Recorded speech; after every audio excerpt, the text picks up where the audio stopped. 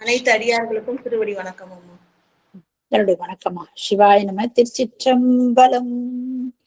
சாயான்பினை நாள்தோறும் தழைப்பவர் தாயே ஆகி வளர்த்தனை போற்றி, தென்னாடுடைய சிவனே போற்றி, எந்நாட்டவர்க்கும் இறைவா போற்றி, காவாய் கனகத்திரளே போற்றி, கைலை மலையானி போற்றி போற்றி, அருள்மிகு உண்ணாமலை சமேத அண்ணாமலையார் திருவடிகள் போற்றி போற்றி, திருத்தணி முருகப்பெருமான் மலரடிகள் போற்றி போற்றி, அருள்மிகு சிவகாமி அம்பாள் சமேத அருள் ஜோதி நாதனே திருவடிகள் போற்றி போற்றி, அனைத்து அடியார்களுக்கும் திருவடி வணக்கம். குருவே சரணம். தெளிவு குருவின் திருமேனி காண்டல், தெளிவு குருவின் திருநாமம் செப்பல், தெளிவு குருவின் திருவார்த்தை கேட்டல், தெளிவு குரு ஒரு சிந்தித்தல் தானே, தெளிவு குரு ஒரு சிந்தித்தல் தானே. திருச்சிற்றம்பலம். அம்மா வாருங்களம்மா, நீங்களே 4 துதி பாடி விநாயகர் துதி பாடி ஆரம்பிக்கலாங்கம்மா. சிவாய நம. சிவசங்கரி அம்மா வாருங்களம்மா. சிவாய. விநாயக பெருமான் துதி. 5 கரத்தனை ஆனை முகத்தனை, இந்தின் இளம்பிறை போலும் ஈற்றனை, நந்தி மகந்தனை ஞான கொழுந்தினை புந்தியில் வைத்தடி போற்றுகின்றேனே. பூழியர்கோன் வெப்பொழித்த பூழியர்கோன் போற்றி, அடி போற்றி, வாழி நாவலூர் வாழி திருநாவலூர் வன்தொண்டர்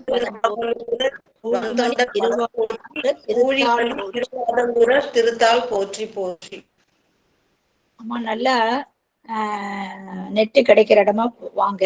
அதாவது நீங்க படம் கூட பின்னால வைக்க வேண்டாம். அந்த கோயில் அந்த மாதிரி சிலவங்க வச்சுன்னா அந்த கூட மாறி போகுது அப்படின்னு சொல்றாங்க. நீ இந்த கை அசைக்கிறது போறதெல்லாம் கூட ஒரு மாறியா இருக்கும் அப்படின்றாங்க. அதனால நீங்க சாதாரணமாவே எப்பயும் போல நம்ம பழைய மாதிரி நீங்க பேசுனீங்கன்னா தெளிவாவே இருந்தது. அப்பெல்லாம் கொஞ்சம் விட்டு விட்டு கேக்குது, இப்ப கூட கொஞ்சம் விட்டு விட்டுதான் கேக்குது. நல்ல நெட்டு கிடைக்கிற இடமா பார்த்து நீங்க அமர்ந்துக்குங்கம்மா. சிவாய நம்ம. அம்மா சொல்றது சரிதான்மா. அந்த படம் இல்ல, அம்மா சொல்றது சரி. ஏன்னா இந்த படம் வச்சா இந்த பிரச்சனை வருதுன்னு ஏன்ட்டியும் சொன்னாங்க. அதனால இந்த படத்தை எடுத்துட்டு ஒரு நல்ல பேக்ரவுண்ட் வர மாதிரி வச்சுங்க. அதை போல வச்சுக்கிட்டு நல்ல நெட்டு இப்போ நீங்க பாடும்போதே கட் ஆயிடுச்சு. அதனால சரியான இடத்துல அமர்ந்துங்க. அந்த படத்தை எடுத்துருங்க பேக்ரவுண்ட்ல உள்ளது.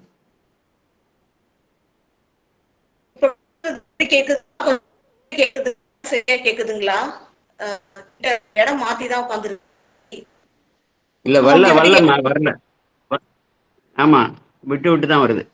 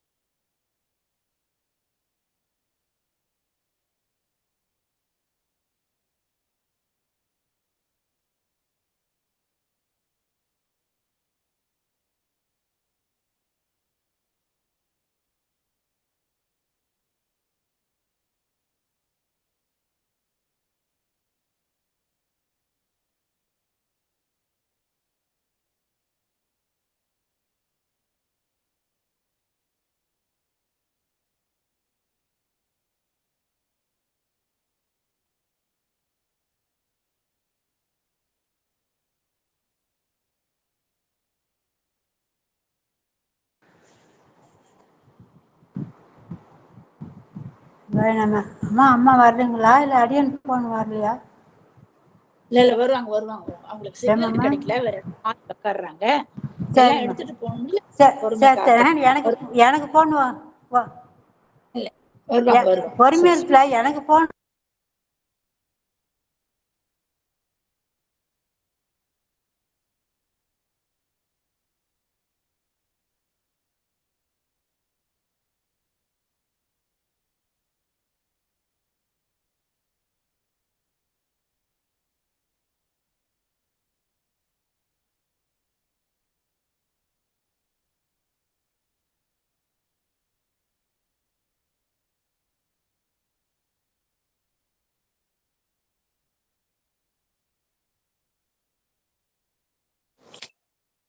அது வரைக்கும் ஒரு பாடல் பாடிட்டு இருக்கலாம். அம்மா வரட்டும். சிவாயிரம் அம்மா, சிவாயிரம். அனைத்து அடியார்களுக்கும் திருவடி வணக்கம்.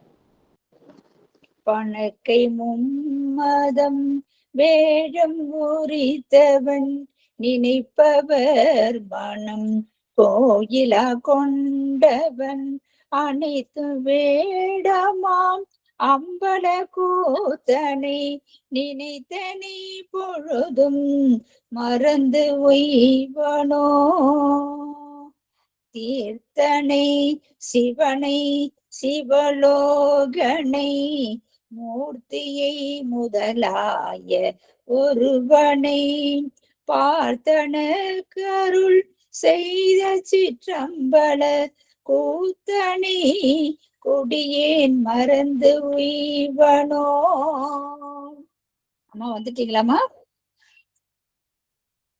அம்மா வந்துட்டீங்க, ஆரம்பிக்கலாமா?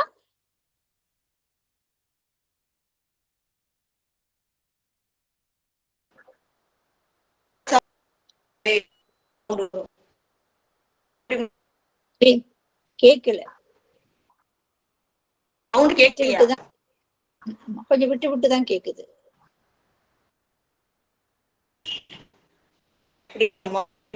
அது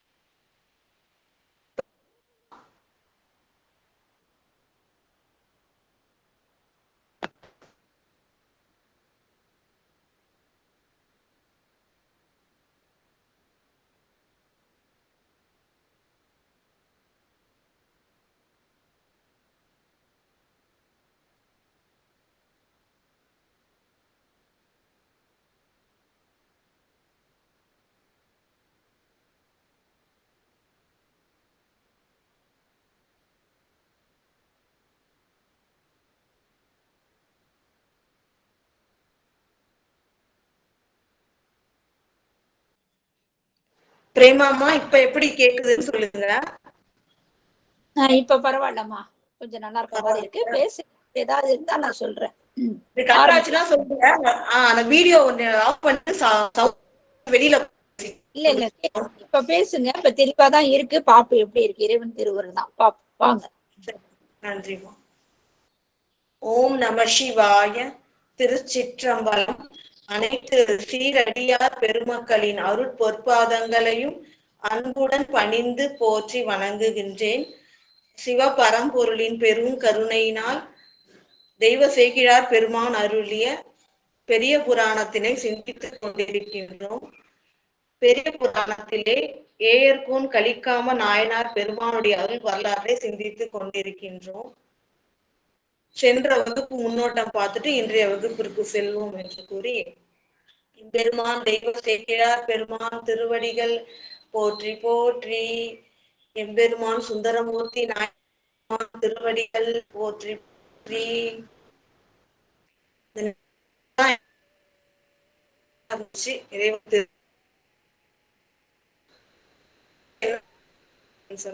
சுந்தரமூர்த்தி நாயனார் பெருமான் காமாட்சி அன்னையுடைய பெருங்கருணையினாலும் சுவாமியின் திருவருளினாலும் இடக்கண்ணை பெற்றார்.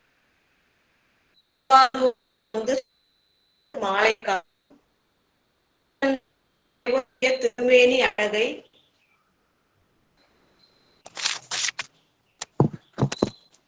ஒரு கண்ணால இறைவனுடைய திருமேனி அழகை முழுவதும் கண்டு தரிசிக்க முடியவில்லை. அந்த ஒரு கண் போதவில்லையே என்று சொல்லி தூவாய் நாதர் பெருமானை வணங்குகின்றார். அந்த தூவாய் சொன்னோம் இல்லையா, கடலை உண்ட வாயினை உடையவர். பிரளய வெள்ளத்தை தான் உண்டு திருவாரூரை காத்தருளிய தூவாய் நாதரை வணங்கி அங்கிருந்து ஒரு இடத்திற்கு அடியார்களுடன் சென்று வீற்றிருந்து அர்த்த ஜாமத்திலே பூங்கோயிலுக்கு சென்று தன்னையே தோழனாக தந்த இறைவனை வணங்கி பதிகம் பாடுகின்றார். பெரும் கருணை வேண்டி தாளாதரிக்கும் மெய்யடியார் தமக்காம் இடர் தரீர். அதாவது உன்னுடைய திருவடிகளை யாரெல்லாம் வணங்குகின்றார்களோ அவர்களுடைய துன்பத்தை பொறுத்து கொள்ள மாட்டீர்களே.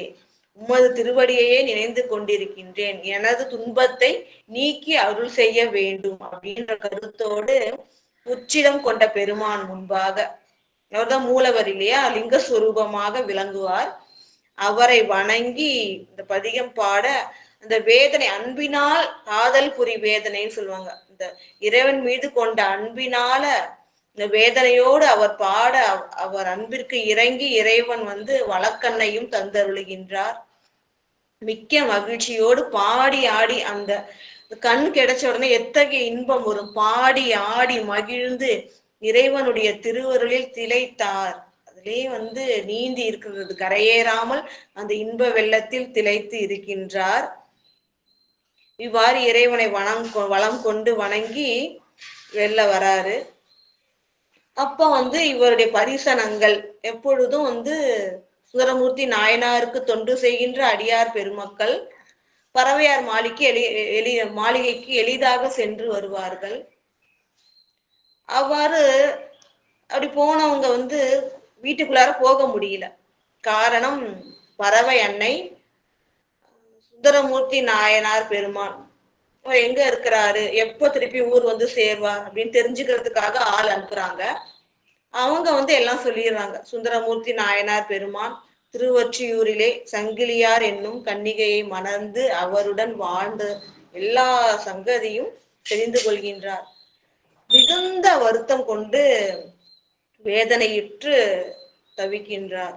அத்தகைய அன்பும் பக்தியும் கொண்டவர் சுந்தரமூர்த்தி நாயனார் பால். அதனால சென்ற வகுப்புல அதுதான் பார்த்தோம். எத்தகைய அன்பு அப்படின்னு சொன்னா, ஏற்கனவே அவர் பிரிந்திருக்கின்ற அன்பு, எப்பொழுது வருவாரோ அப்படின்ட்டு அந்த பிரிவினால் அந்த துயர்ல இருந்தவங்க இப்ப வேறொரு திருமணம் செய்து கொண்டார் என்று கேட்ட உடனே அந்த துயரும் மேற்பட இரண்டுக்கும் இடைப்பட்ட நிலைமை. அவர் வேறொரு பெண்ணை மணந்து கொண்டார் அப்படின்ற அந்த துன்பமும் பிரிவினால் ஏற்பட்ட துன்பம் இரண்டுக்கும் இடையில் வருந்துகின்றார். பூக்கள் தூவிய சயனமாயிருந்தாலும் அதுலயும் படுக்க முடியல. சரி, தூங்கல, முடிச்சுக்கிட்டாலும் சந்தோஷமா இருக்காங்கன்னா அதுவும் இல்லை. அதுக்கப்புறம் உட்கார்ல, சிறந்த பொன்னாலான தவிசு நாற்காலி இருக்கு, அதுலயும் உட்கார்ல. சரி, படுக்கல, உட்கார்ல, நிக்கிறாங்கன்னா நிக்கல, நடந்துகிட்டே இருக்காங்க. நடந்து வெளில போறாங்கன்னா அங்கேயும் போல, வீட்டுக்குள்ளாரே நடந்துட்டு இருக்காங்க. மன்மதன் அந்த மலர் மாதிரி பொழிகின்றான், அதுவும் அவர்களை இன்னும் வேதனைப்படுத்துகின்றது.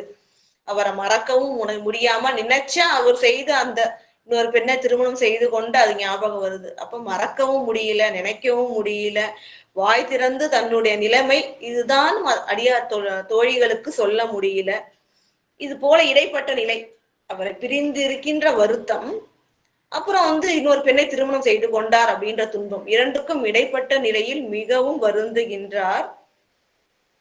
இப்படி வருந்துறதுனால சுந்தரமூர்த்தி நாயனாருடைய பரிசனங்கள் போறாங்க. அந்த பரிசனங்களை வீட்டு வாசல்ல கூட விடல. பறவையாருடைய தோழிகள் எல்லாரும் சேர்ந்து என்ன பண்றாங்க, வீட்டுக்குள்ளாரே வராம வெளியில தள்ளிடுறாங்க எல்லாரையும். அவர்கள் எல்லாம் சென்று சுந்தரமூர்த்தி நாயனார் பெருமானிடம் இதை விளம்புகின்றார்கள். திருவடியை வணங்கி விண்ணப்பம் செய்கின்றார்கள். திருவொற்றியூரில் நிகழ்ந்த செய்கை எல்லாம், திருமணம் செய்து கொண்டது, சத்தியம் செய்து திருமணம் செய்து கொண்டதிலிருந்து சத்தியத்தை மீறி கண் இழந்தது, கண் பெற்று ஒன்றும் ஒழியா வகைனா ஒரு விஷயம் கூட விடாம எல்லாத்தையும் பறவை அன்னையார் தெரிந்து கொண்டார்கள். மிகுந்த கோபம் கொண்டிருக்கின்றார்கள். அதனால வாசப்படி கிட்ட கூட நாங்க போக முடியல. அவர்கள்லாம் என்ன பண்ணிட்டாங்க, வீட்டை விட்டே எங்களை தள்ளி விட்டார்கள். அங்கு உள்ளார் தள்ள, அன்னை மட்டும் இல்ல, அங்க இருக்கிற தோழியர்கள், அவர்கள் சேடியர்கள் எல்லோருமே எங்களை தள்ளி விட்டுட்டாங்க. அந்த மாளிகையின் புறமும் சென்று வெளியில கூட போக முடியல, எங்களை திருத்தி அடிச்சுட்டாங்க அப்படின்னு சொல்லிட்டு சுந்தரமூர்த்தி நாயனார் பெருமானிடம் இறைஞ்சி விண்ணப்பம் செய்கின்றார்கள். அதுவரையும் சென்ற வகுப்பு பார்த்தோம். இப்ப இன்றைய வகுப்பு 318வது பாடல். இப்போ வாய்ஸ்ல இன்னும் சரியா வரலன்னா சொல்லுங்க, நான் வீடியோவை கட் பண்ணிட்டு வெறும் வாய்ஸ் மட்டும் கேக்குற மாதிரி இன்னும் இல்லம்மா, தெளிவா இருக்கு, மிகவும் தெளிவா இருக்கு, பேசு. சரிங்க, தொடர்ந்து பேசு. மற்ற மாற்றம் 318வது பாடல். மற்ற மாற்றம் கேட்டு அழிந்த மனத்தராகி வன்தொண்டர் உற்ற இதனுக்கு இனி என்னோ செயல் என்று உணர்வார். உலகியல்பு கற்ற மாந்தர் சிலர் தம்மை காதல் பறவையார் கொண்ட செற்ற நிலைமை அறிந்து அவருக்கு தீர்வு சொல்ல செலவிட்டார். அதாவது சுந்தரமூர்த்தி நாயனார் பெருமான் அவருடைய அந்த ஊடலை துன்பத்தை தெரிந்து கொள்கின்றார். மற்ற மாற்றம் அப்படின்றது சொல், அதாவது அவருடைய பரிசனங்கள் சொன்ன சொல், அது மற்ற மாற்றம்னா இவர் அதை எதிர்பார்க்கல. அவங்க கோபமா இருப்பாங்கன்றது எதிர்பார்க்கல. ஏன்னா தன் மீது மிகுந்த அன்புடையவள், பக்தி உடையவள், அவங்க இவ்வளவு கோபம் கொண்டிருப்பாங்க எதிர்பார்க்கல. மற்ற மாற்றம்னா தன்னுடைய எதிர்பார்ப்புக்கு எதிரான ஒரு செய்கை நடந்திருக்கு, அதுதான் மற்ற மாற்றம் சொல்றாங்க. அதை கேட்டு அழிந்த மனத்தராகி, மனம் உடைஞ்சிட்டார் அவரு, மிக்க மன வருத்தம் கொண்டவராகிய வன்தொண்டர், இறைவனால் ஆட்கொள்ளப்பட்டவராகிய வன்தொண்டர் பெருமான் உற்ற இதனுக்கு இனி என்னோ செயல்.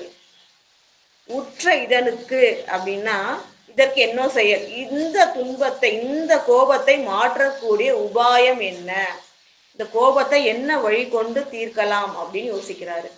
உற்ற இதனுக்கு இனி என்னோ செயல் அப்படின்னா, உற்ற இதனுக்கு இப்ப இந்த நிலைமை நடக்குது, கோபம் கொண்டு இருக்கின்றால், இனி என்னோ செயல், இதை தீர்க்கக்கூடிய அவளுடைய அந்த கோபத்தை மாற்றக்கூடிய உபாயம், வழி என்ன என்று உணர்வார் என்று சிந்திக்கின்றார் சுந்தரமூர்த்தி நாயனார் பெருமான். உலகியல்பு கற்ற மாந்தர் சிலர் தம்மை, இந்த உலகியல்பு அப்படின்னு பாத்தீங்கன்னா உலகத்துல உலக அறிவு நிறைய கொண்டவர்கள், அனுபவம் கொண்டவர்கள், சிறப்பாக செயலை முடிக்கின்றவர்கள், அப்படி சில பேர் இருப்பாங்க இல்லையா. ஊர்ல பெரியவங்க இருப்பாங்க, எந்த ஒரு பிரச்சனைனாலும் தீர்த்து வைப்பாங்க, சிறந்த அனுபவம் கொண்டவர்கள், உலக அறிவும் கொண்டவர்கள், முக்கியமா ஒரு செயலை சிறப்பாக முடிக்கும் ஆற்றல் கொண்டவர்கள். அப்படிப்பட்டவங்கள தேடுறார். தேடி, ஏன்னா தான் நேர்ல போக முடியாது, அவ்வளோ கோபம் கொண்டிருக்கின்றார். ஏன்னா தன்னுடைய பரிசனங்களே வீட்டு வாசல் கூட போக முடியல. அப்ப சமாதானப்படுத்துறதுக்காக, இந்த சமாதான பேச்சுவார்த்தை நடத்துவதற்காக கற்றறிந்த உலக அறிவு மிகுதியாக விளங்குகின்ற, சிறப்பாக செயலை முடிக்கின்ற பெரியோர்கள் சிலரை, அதான் உலகியல்பு கற்ற மாந்தர் சிலரை, சிலர் தம்மை காதல் பறவையார் கொண்ட, தன்னுடைய காதலை கொண்ட பறவையார் கொண்ட செற்ற நிலைமை, செற்றம்னா அவ்வளோ ஒரு கோபம் கொண்டிருக்கின்றார்கள், மிகுதியான கோபம், அந்த நிலைமையை அறிந்து அவருக்கு தீர்வு சொல்ல செலவிட்டார். அதாவது என்ன சொல்றாங்க அப்படின்னு சொன்னா, அவருடைய செற்ற நிலைமை அறிந்து நீங்க போய் பேச்சு கொடுத்தாலே தெரியும் எந்த அளவுக்கு கோபம் வச்சிருக்காங்கன்னு. அந்த கோபத்துக்கு தகுந்தவாறு சொற்களை சொல்லி, அதற்கு தக்கவாறு உபாயங்களை சொல்லி, உங்களுடைய அந்த அறிவை பயன்படுத்தி அந்த கோபத்தை நீக்க வேண்டும்னு அவர் அனுப்பி வைக்கிறார் இல்லையே. ஏன்னா எந்த அளவுக்கு அவங்க கோபம் கொண்டிருக்காங்கன்னு தெரியாது. அப்ப அந்த மாந்தர்கள்ட்ட சொல்றாங்க, அவர்களுடைய கோபத்தின் தன்மை அறிந்து அதற்கேற்றவாறு பேசி அவர்கள் மனதை மாற்றி வர வேண்டும் அப்படின்னு சொல்லிட்டு சில அந்த உலக அறிவு கற்ற மாந்தர்களை சுந்தரமூர்த்தி நாயனார் பெருமான் அனுப்பி வைக்கிறார். அதுதான் இந்த பாடல். என்று உணர்வார். உலகியல்பு கற்ற மாந்தர் சிலர் தம்மை காதல் பறவையார் கொண்ட செற்ற நிலைமை அறிந்து, அவருடைய செற்றம்னா அந்த கோபம் நிலைமை, அது எந்த அளவுக்குன்றதை அறிந்து அவருக்கு அதற்கேற்ற தீர்வு சொல்ல செலவிடுத்தார்னா செல்லுமாறு விடுத்தார் நம்முடைய சுந்தரமூர்த்தி நாயனார் பெருமான். அடுத்தது 319வது பாடல்.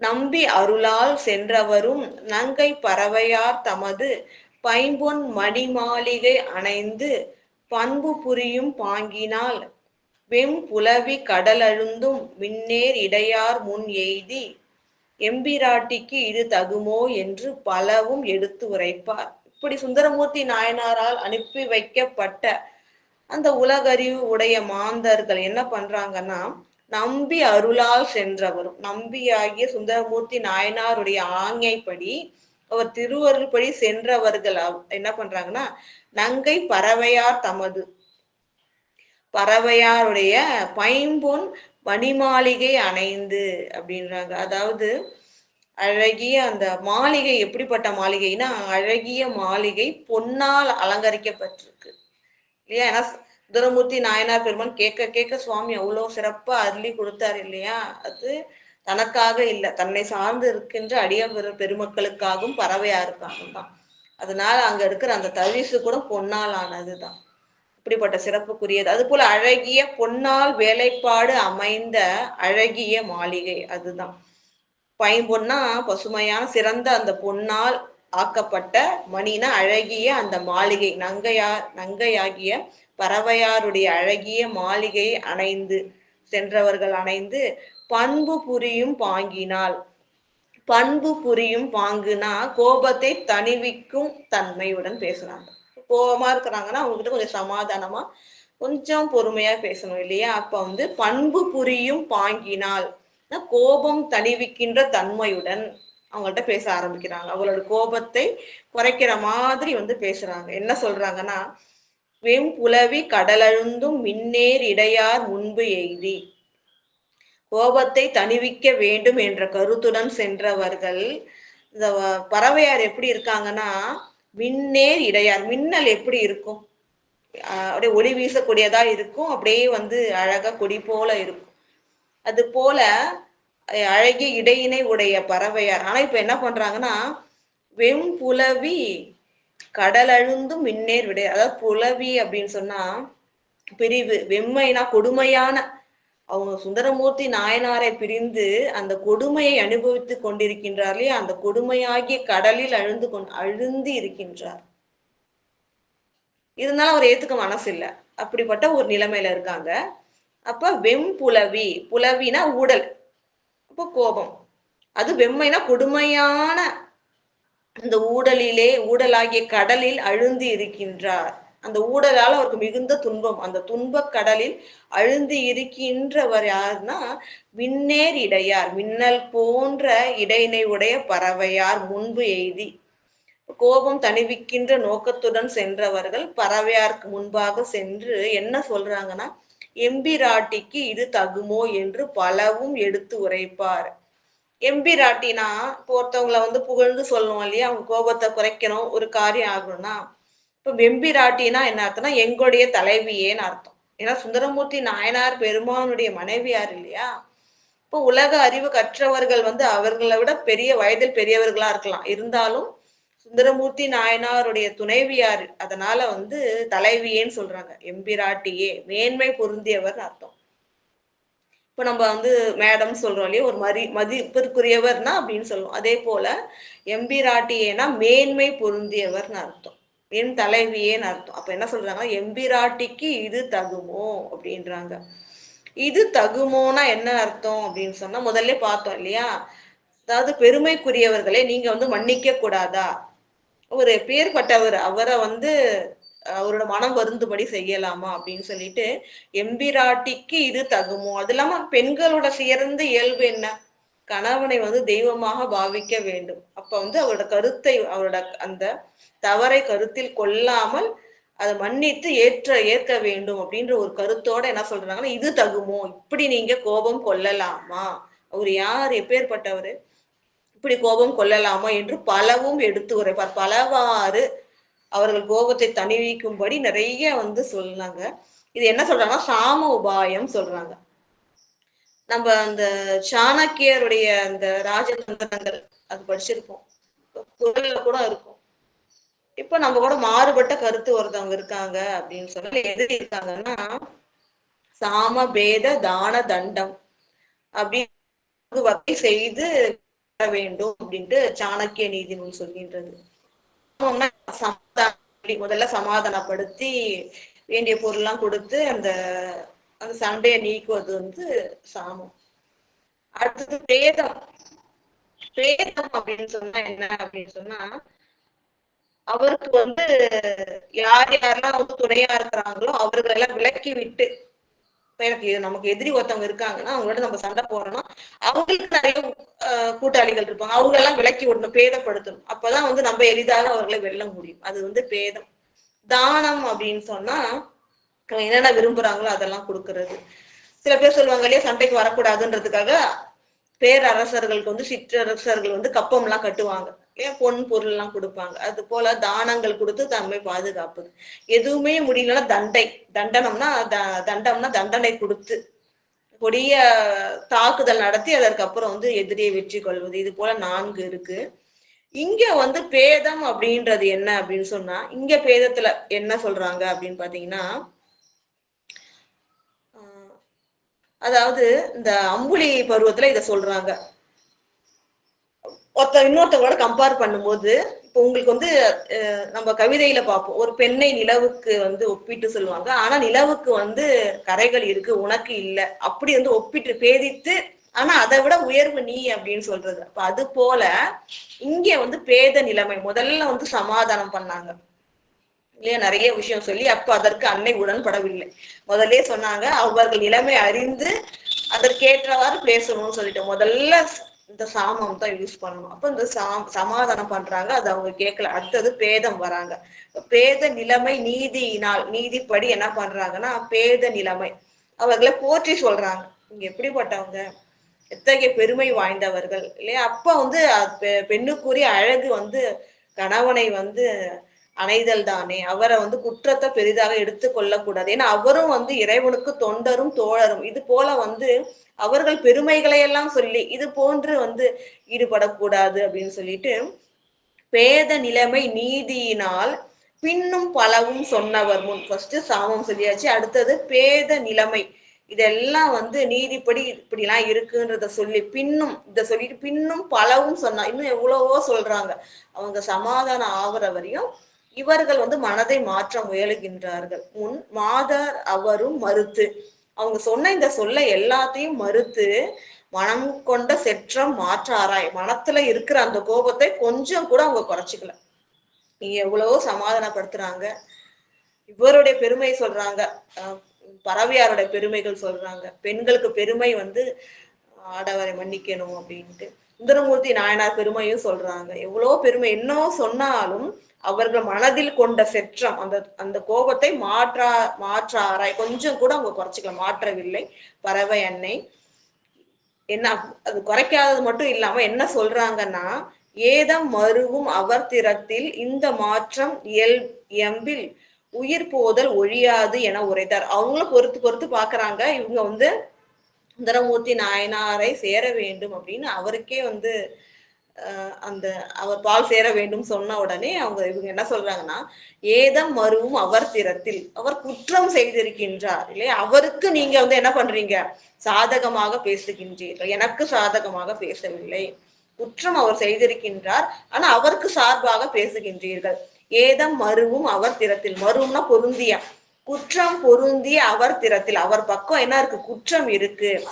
அப்படி இருந்தா இந்த மாற்றம், அவரை சேர வேண்டும், ஏற்றுக்கொள்ள வேண்டும் இப்படி சொல்றீங்க, இன்னும் இதே மாதிரி பேசிக்கிட்டே இருந்தீங்கன்னா இயம்பில் உயிர் போதல் ஒழியாது, நீங்க இப்படி பேசிட்டே இருந்தீங்கன்னா நான் உயிரையே விட்டுருவேன் அப்படின்னு சொல்லிட்டு, இதை கேட்க என்னால் முடியல, உயிரையே விட்டுடுவேன் அப்படின்னு அவங்க சொல்றாங்க என உரைத்தார். இது பறவையார் சொன்ன உடனே அவங்க இவ்வளவு கோபம், ஏன்னா வந்து கோபத்தை மாற்ற வந்தார்கள், ஆனா வந்து அவங்க எதையும் கேட்கிற நிலைமையில இல்லை. அது மட்டும் இல்லாம உயிரை விடுவேன் அப்படின்னு சொன்ன உடனே ரொம்ப வருத்தப்பட்டு என்ன பண்றாங்கன்னா, அவரும் அஞ்சி புறம் போந்தார். சரி அவங்க சொன்ன மாதிரி செஞ்சுக்கிட்டா என்ன பண்றது அப்படின்னு சொல்லிட்டு அஞ்சி, அந்த வார்த்தையை கேட்ட உடனே, இதற்கப்புறமும் நீங்க குற்றம் செய்து அவருக்கே சாதகமாக பேசுனீங்கன்னா, பேசுவீராகில் என்னுடைய உயிரை துறந்து விடுவேன் அப்படின்னு அவங்க சொன்ன உடனே அவர்கள் அஞ்சி, சரி பயந்து அது மாதிரி ஏதாவது பறவை அன்னையார் செஞ்சிட போறாங்கன்னு பயந்து அஞ்சி புறம் போந்தார், வீட்டை விட்டு வெளில போயிடுறாங்க. போயிட்டு அடுத்த சுந்தரமூர்த்தி நாயனார் பெருமானுக்கு இந்த திறத்தினை வந்து இயம்புறோம். அடுத்த பாடல் 321வது பாடல். போந்து புகுந்த படியெல்லாம் பூந்தன் பழன முனைப்பாடி வேந்தர் தமக்கு விளம்புதலும் வெறுவுற்று அயர்வார் துயர்வேலை நீந்தும் புனையாம் துணைக்கானார் நிகழ்ந்த சிந்தாகுலம் நெஞ்சில் காந்த அழிந்து தோய்ந்து எழார் கங்குல் இடையாம கடல் உள். அதாவது இது மாதிரி பரிசனங்கள் அஞ்சு வீட்டை விட்டு போயிட்டாங்க, எவ்வளவோ எடுத்து சொல்லி பார்த்தாங்க, சாம பேதம் வரையும் வந்துட்டாங்க. இதற்கப்புறமும் அவருக்கு உறுதுணையாக அவர் திறம் சரிதான் அப்படின்னு நீங்க பேசுனீங்கன்னா அதை கேட்டுட்டு இருக்க மாட்டேன், என்னோட உயிரை துறந்து விடுவேன் அப்படின்னு சொன்ன உடனே செஞ்சிட போறாங்களோன்னு ஒரு பயந்து என்ன பண்றாங்கன்னா அஞ்சி வீட்டை விட்டு போயிடுறாங்க. போயிட்டு சுந்தரமூர்த்தி நாயனார் பெருமான்கிட்ட நிகழ்ந்ததை விண்ணப்பிக்கின்றார்கள். அதுதான் போந்து புகுந்த படியெல்லாம் சுந்தரமூர்த்தி நாயனார் பெருமானிடம் சென்று புகுந்த படினா நிகழ்ந்த படி என்னென்ன பேசினாங்க அவங்க சொன்னது எல்லாம் சொல்றாங்க. யார்கிட்ட சொல்றாங்கன்னா பூந்தன் பழன முனைப்பாடி வேந்தர். இந்த பூந்தன் பழனா பூன அழகிய, தன்னா குளிர்ந்த, இந்த முனைப்பாடி நாட்டுலதான் வந்து சுந்தரமூர்த்தி நாயனார் பெருமான் திரு அவதாரம் செய்தார். திருமுனைப்பாடி நாட்டுல திருநாவலூரில் திரு அவதாரம் செய்தார். அந்த திருமுனைப்பாடி நாடு எப்படிப்பட்ட நாடு? பூ அழகிய நாடு, தன்னா குளிர்ச்சியான வயல்கள். உங்களுக்கு தெரியும் வயல்கள்ல வந்து நிறைய வந்து நெல்லாம் விளையும் பொழுது எப்பொழுதும் தண்ணி இருந்துகிட்டே இருக்கும். அப்ப குளிர்ச்சி மிகுந்ததா இருக்கும். நீர்நிலைகள் வேற பக்கத்துல இருக்கும்.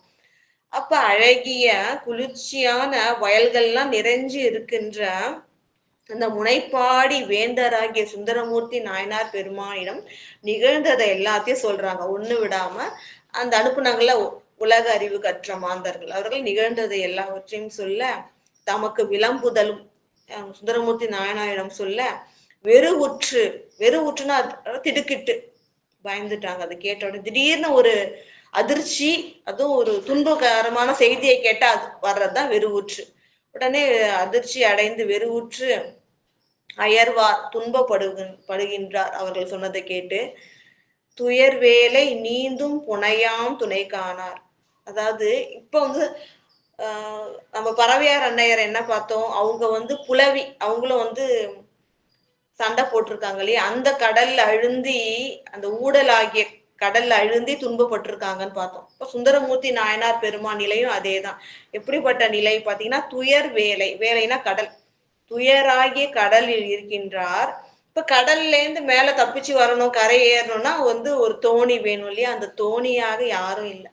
தோணியாக பறவை அன்னையார் வந்தா அவர்கள் துணை கொண்டு அந்த துன்ப கடலை கடந்துடலாம். ஆனா அவர்கள் இந்த புனையாக தன்னை தரவில்லை. புனையாக இருப்பாங்க நினைச்சு அந்த மாந்தர்களும் கைவிட்டார்கள் இல்லையா, அதுதான் சொல்றாங்க. துயர் வேலை, அந்த துன்பமாகிய கடலில் நீந்தி கொண்டிருக்கின்றார். துன்பத்திலேயேதான் அப்ப உழன்று கொண்டிருக்கின்றார். புனையாம் துணை காணார். அதற்கு ஒரு அந்த தோணி, அந்த கடலை விட்டு நீந்துவதற்கு புனைனா ஒரு தோணி ஆகிய துணை காணார். தனக்கு உதவுவர்கள் யாரும் அவருக்கு இல்லை. அப்ப நிகழ்ந்த சிந்தாகுலம் நெஞ்சில், ஆகுலம்னா துன்பம், சிந்தைனா சிந்தையில அவருக்கு மிகுந்த துன்பம் இருக்கு. நெஞ்சில் காந்து அழிந்து, அந்த துன்பத்தினால கொஞ்சம் நம்பிக்கை இருந்தது அவங்க போய் வந்து மனசை மாத்திட்டு வருவாங்க.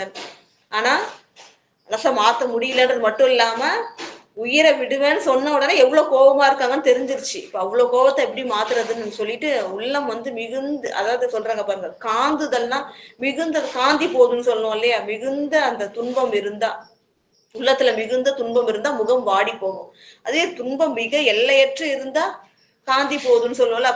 அப்ப உள்ளத்துல அந்த அளவுக்கு துன்பம் இருக்கின்றது. அதுல வந்து முகம் வந்து அவ்வளோ வருத்தப்பட்டு அவர் இருக்காரு. அவர் அதுதான் சொல்றாங்க, காந்தல்னா மிகுதியான துன்பம். அதாவது அந்த உள்ளம் வந்து துன்பம் ஆகிய தீயில வெம்புகின்ற தன்மைதான் காந்தல் அப்படின்னு சொல்லுவோம். அது போல அந்த நெஞ்சானது துன்பத்தினால காந்தி அழிந்து மனம் உடைந்து இருக்கின்றார். தோய்ந்து எழார். என்ன பண்றாருன்னா தோய்ந்து எழார் கங்குல் இடையாம கடல் உள். அது மட்டும் இல்லாம நடுராத்திரி, அந்த கங்குல்னா ராத்திரி, இடையாமம் அது நடுவுல இந்த நடு ஜாமம் இருக்கு, அந்த கடல்லையே தோய்ந்து இருக்கின்றார். ஏற்கனவே துன்ப கடல்ல இருக்காரு, இன்னொரு கடல்லையும் தோய்ந்து இருக்கின்றார், அதாவது அத்த ஜாமம். அந்த நேரம் வந்து உங்களுக்கு தெரியும், பிரிவால் தவிக்கின்றவர்களுக்கும் சரி, நோயுற்றவர்களுக்கும் இரவுகள் ரொம்ப நீண்டதா இருக்கும். உடம்பு சரியில்லை, தூக்கம் வரலன்னா பாத்தீங்கன்னா அந்த ஒரு நாள் ராத்திரி ஒரு வாரம் போற மாதிரி ரொம்ப வருத்தமா இருக்கும் இல்லையா. அது போல இவர் வந்து துன்பத்துல இருக்கிறதுனால அந்த இரவை கடக்க முடியல. அந்த அந்த ராத்திரி, கங்குல்னா இரவு, இடையாமம்னா நடு ராத்திரி, அந்த வந்து அதுல தோய்ந்து எழார். அந்த நடு ராத்திரியில அப்படியே வந்து வருத்தத்துல இருக்காரு, எழ முடியல, அது அவர் நீங்க மாட்டேங்குது, அப்படியே நீண்டு கொண்டே செல்கின்றது. அவர் துன்பத்துல அந்த நடுயாம கடலில் அழுந்தி தோய்ந்து அங்கேயே வருத்தமுற்று இருக்கின்றார் நம்முடைய சுந்தரமூர்த்தி நாயனார் பெருமான். அதுதான் 321வது பாடல். 322வது பாடல் எடுத்த உடனே ஒரு சுவாமி வந்து தூது அனுப்பல, அதுதான் தெரிஞ்சுக்கணும். தன்னுடைய பரிசனங்கள் அனுப்புறாரு. நிலைமை அறிந்து கொண்டு உலக அறிவு கற்ற மாந்தர்களை அனுப்புகின்றார்கள். அவர் மூலமாக அவருடைய செற்றத்தோட அளவு தெரிஞ்சுக்கிறாரு. அப்ப வந்து இறைவனால மட்டும்தான் தீர்க்க முடியும் அப்படின்றத சிந்தை செய்துதான் இறைவன் கிட்ட விண்ணப்பம் வைக்கின்றார். அதுதான் வந்து வரும் பாடல்ல பார்ப்போம். அருகு சூழ்ந்தார் துயின்று திரு அர்த்தயாமம் பனிமடங்கி பெருகு புவனம் சலிப்பு இன்றி பேயும் உறங்கும் பிறங்கு இருள்வாய் முருகு விரி மலர் கொன்றை முடிமேல் அறவும் இளமதியும் செருகும் ஒருவர் தோழர் தனிவருந்தி இருந்து சிந்திப்பார். ஏன் வந்து எப்படி ஏன் எதனால இறைவனை அழைக்கின்றார் அப்படின்ற கருத்து சொல்றாங்க பாருங்க. அப்ப புலவிக்கடலில் அழுந்து இருக்கின்றார் பறவையார், இவர் வந்து துன்பக் கடலில் அழுந்து இருக்கின்றார். துணையான புனையை காணார்.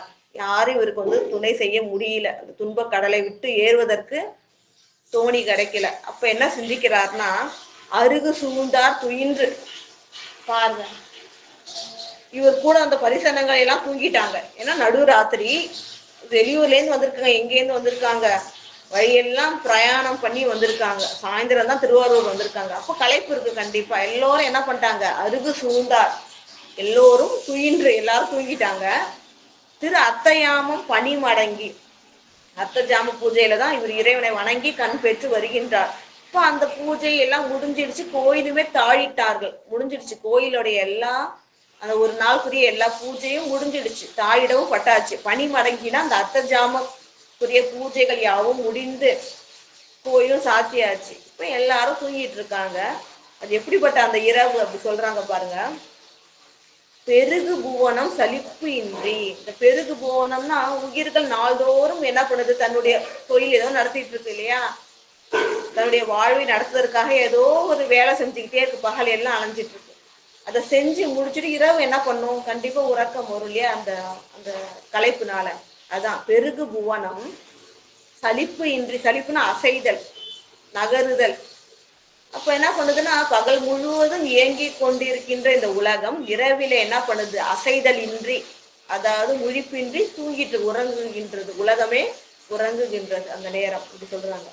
சலிப்பு இன்றி பேயும் உறங்குமா. பேய் என்ன பண்ணும்? நடுராத்திரில சொல்லுவாங்க. அது வாயு சரீரம் கொண்ட பேய்கள் என்ன பண்ணும்? மற்ற உயிரினங்கள்லாம் அலை கழிக்கும் இல்லையா? அலை கழிக்கும், இப்படி அலைஞ்சிட்டு இருக்கும்னு சொல்லுவாங்க. அதுக்கும் டயர்டாகி கொஞ்ச நேரம் தூங்குமா நடுராத்திரில. அது மாதிரி பேயும் உறங்குகின்ற நேரம். ஆனா இவரு உறங்கல. இவர் மட்டும் இல்ல, பறவை அன்னையும் உறங்கல. அது வேற விஷயம். இப்போ அந்த பேயும் உறங்குகின்ற அந்த நேரத்துல பிறங்கு இருள்வாய், மிக ரொம்ப அதிகமான செறிந்த இருள். நடுராத்திரி, நட்ட நடுநிசி. பேயும் உறங்குகின்றது. உலகில் உள்ள உயிர்கள் எல்லாம் களைப்புடன் உறங்குகின்றது. கூட இருக்கிறவங்க எல்லாரும் உறங்குகின்றார்கள். அப்ப வந்து முருகு விரியும் மலர் கொன்றை. இவருக்கு துணை எப்பவுமே என்ன? சுவாமியை தானே கேட்பார். சுவாமியை நினைக்கிறார். முருகு விரியும் மலர் கொன்றை, வாசனை வீசுகின்ற இந்த கொன்றை மலரை முடிமேல் அணிந்திருக்கின்ற இறைவன். அது மட்டும் இல்ல, அறவும் அணிந்திருக்கின்றார், இளமதியும் அணிந்திருக்கின்றார். அப்ப வந்து அறவினையும் இளமதியினும் இதெல்லாம் எதற்காக சொல்றாங்க அப்படின்னு பாத்தீங்கன்னா,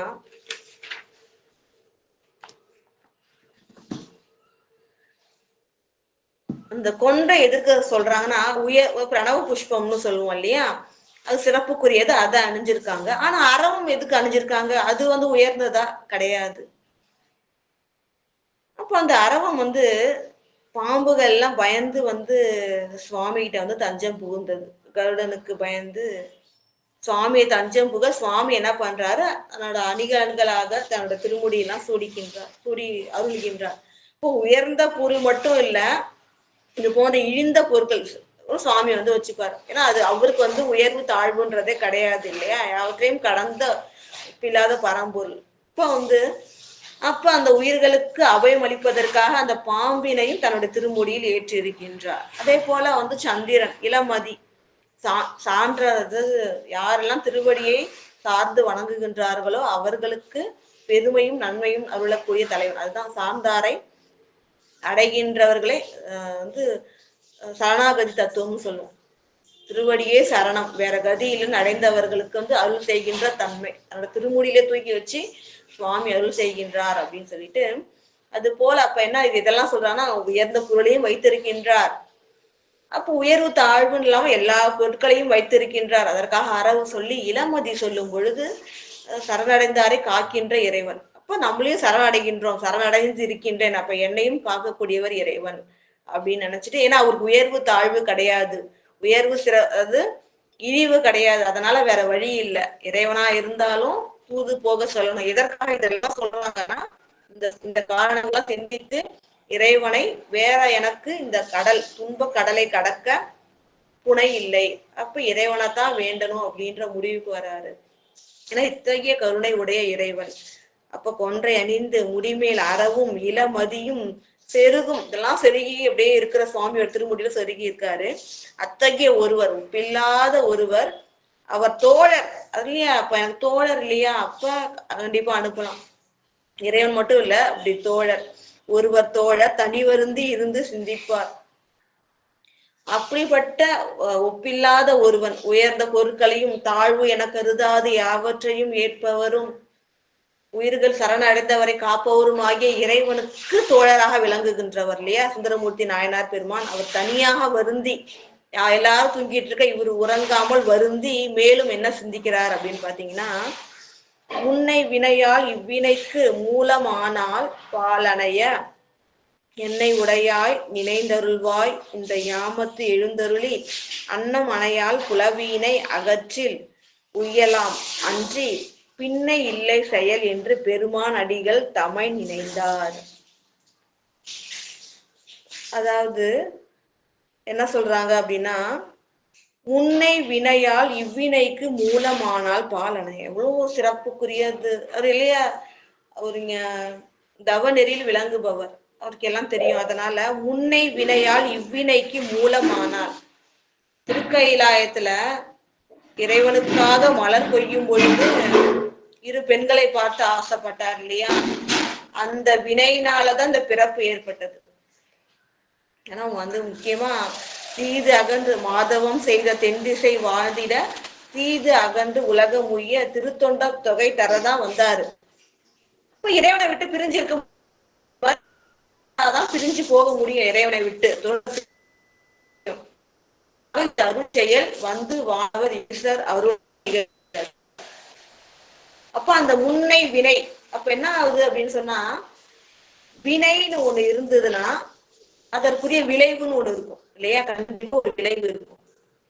அப்ப அந்த முன்னை வினை ஏற்பட்டுருச்சு, அப்ப கண்டிப்பா அதோட விளைவு என்ன, அந்த பெண்களோட கலந்து இன்பம் அனுபவித்து அந்த ஆசை நீங்கிதான் அவர் திருக்கைலாயத்தை அடைய முடியும். அவரோட இடமே திருக்கைலாயம் தான், சுவாமிக்கு அணுக்க தொண்டை.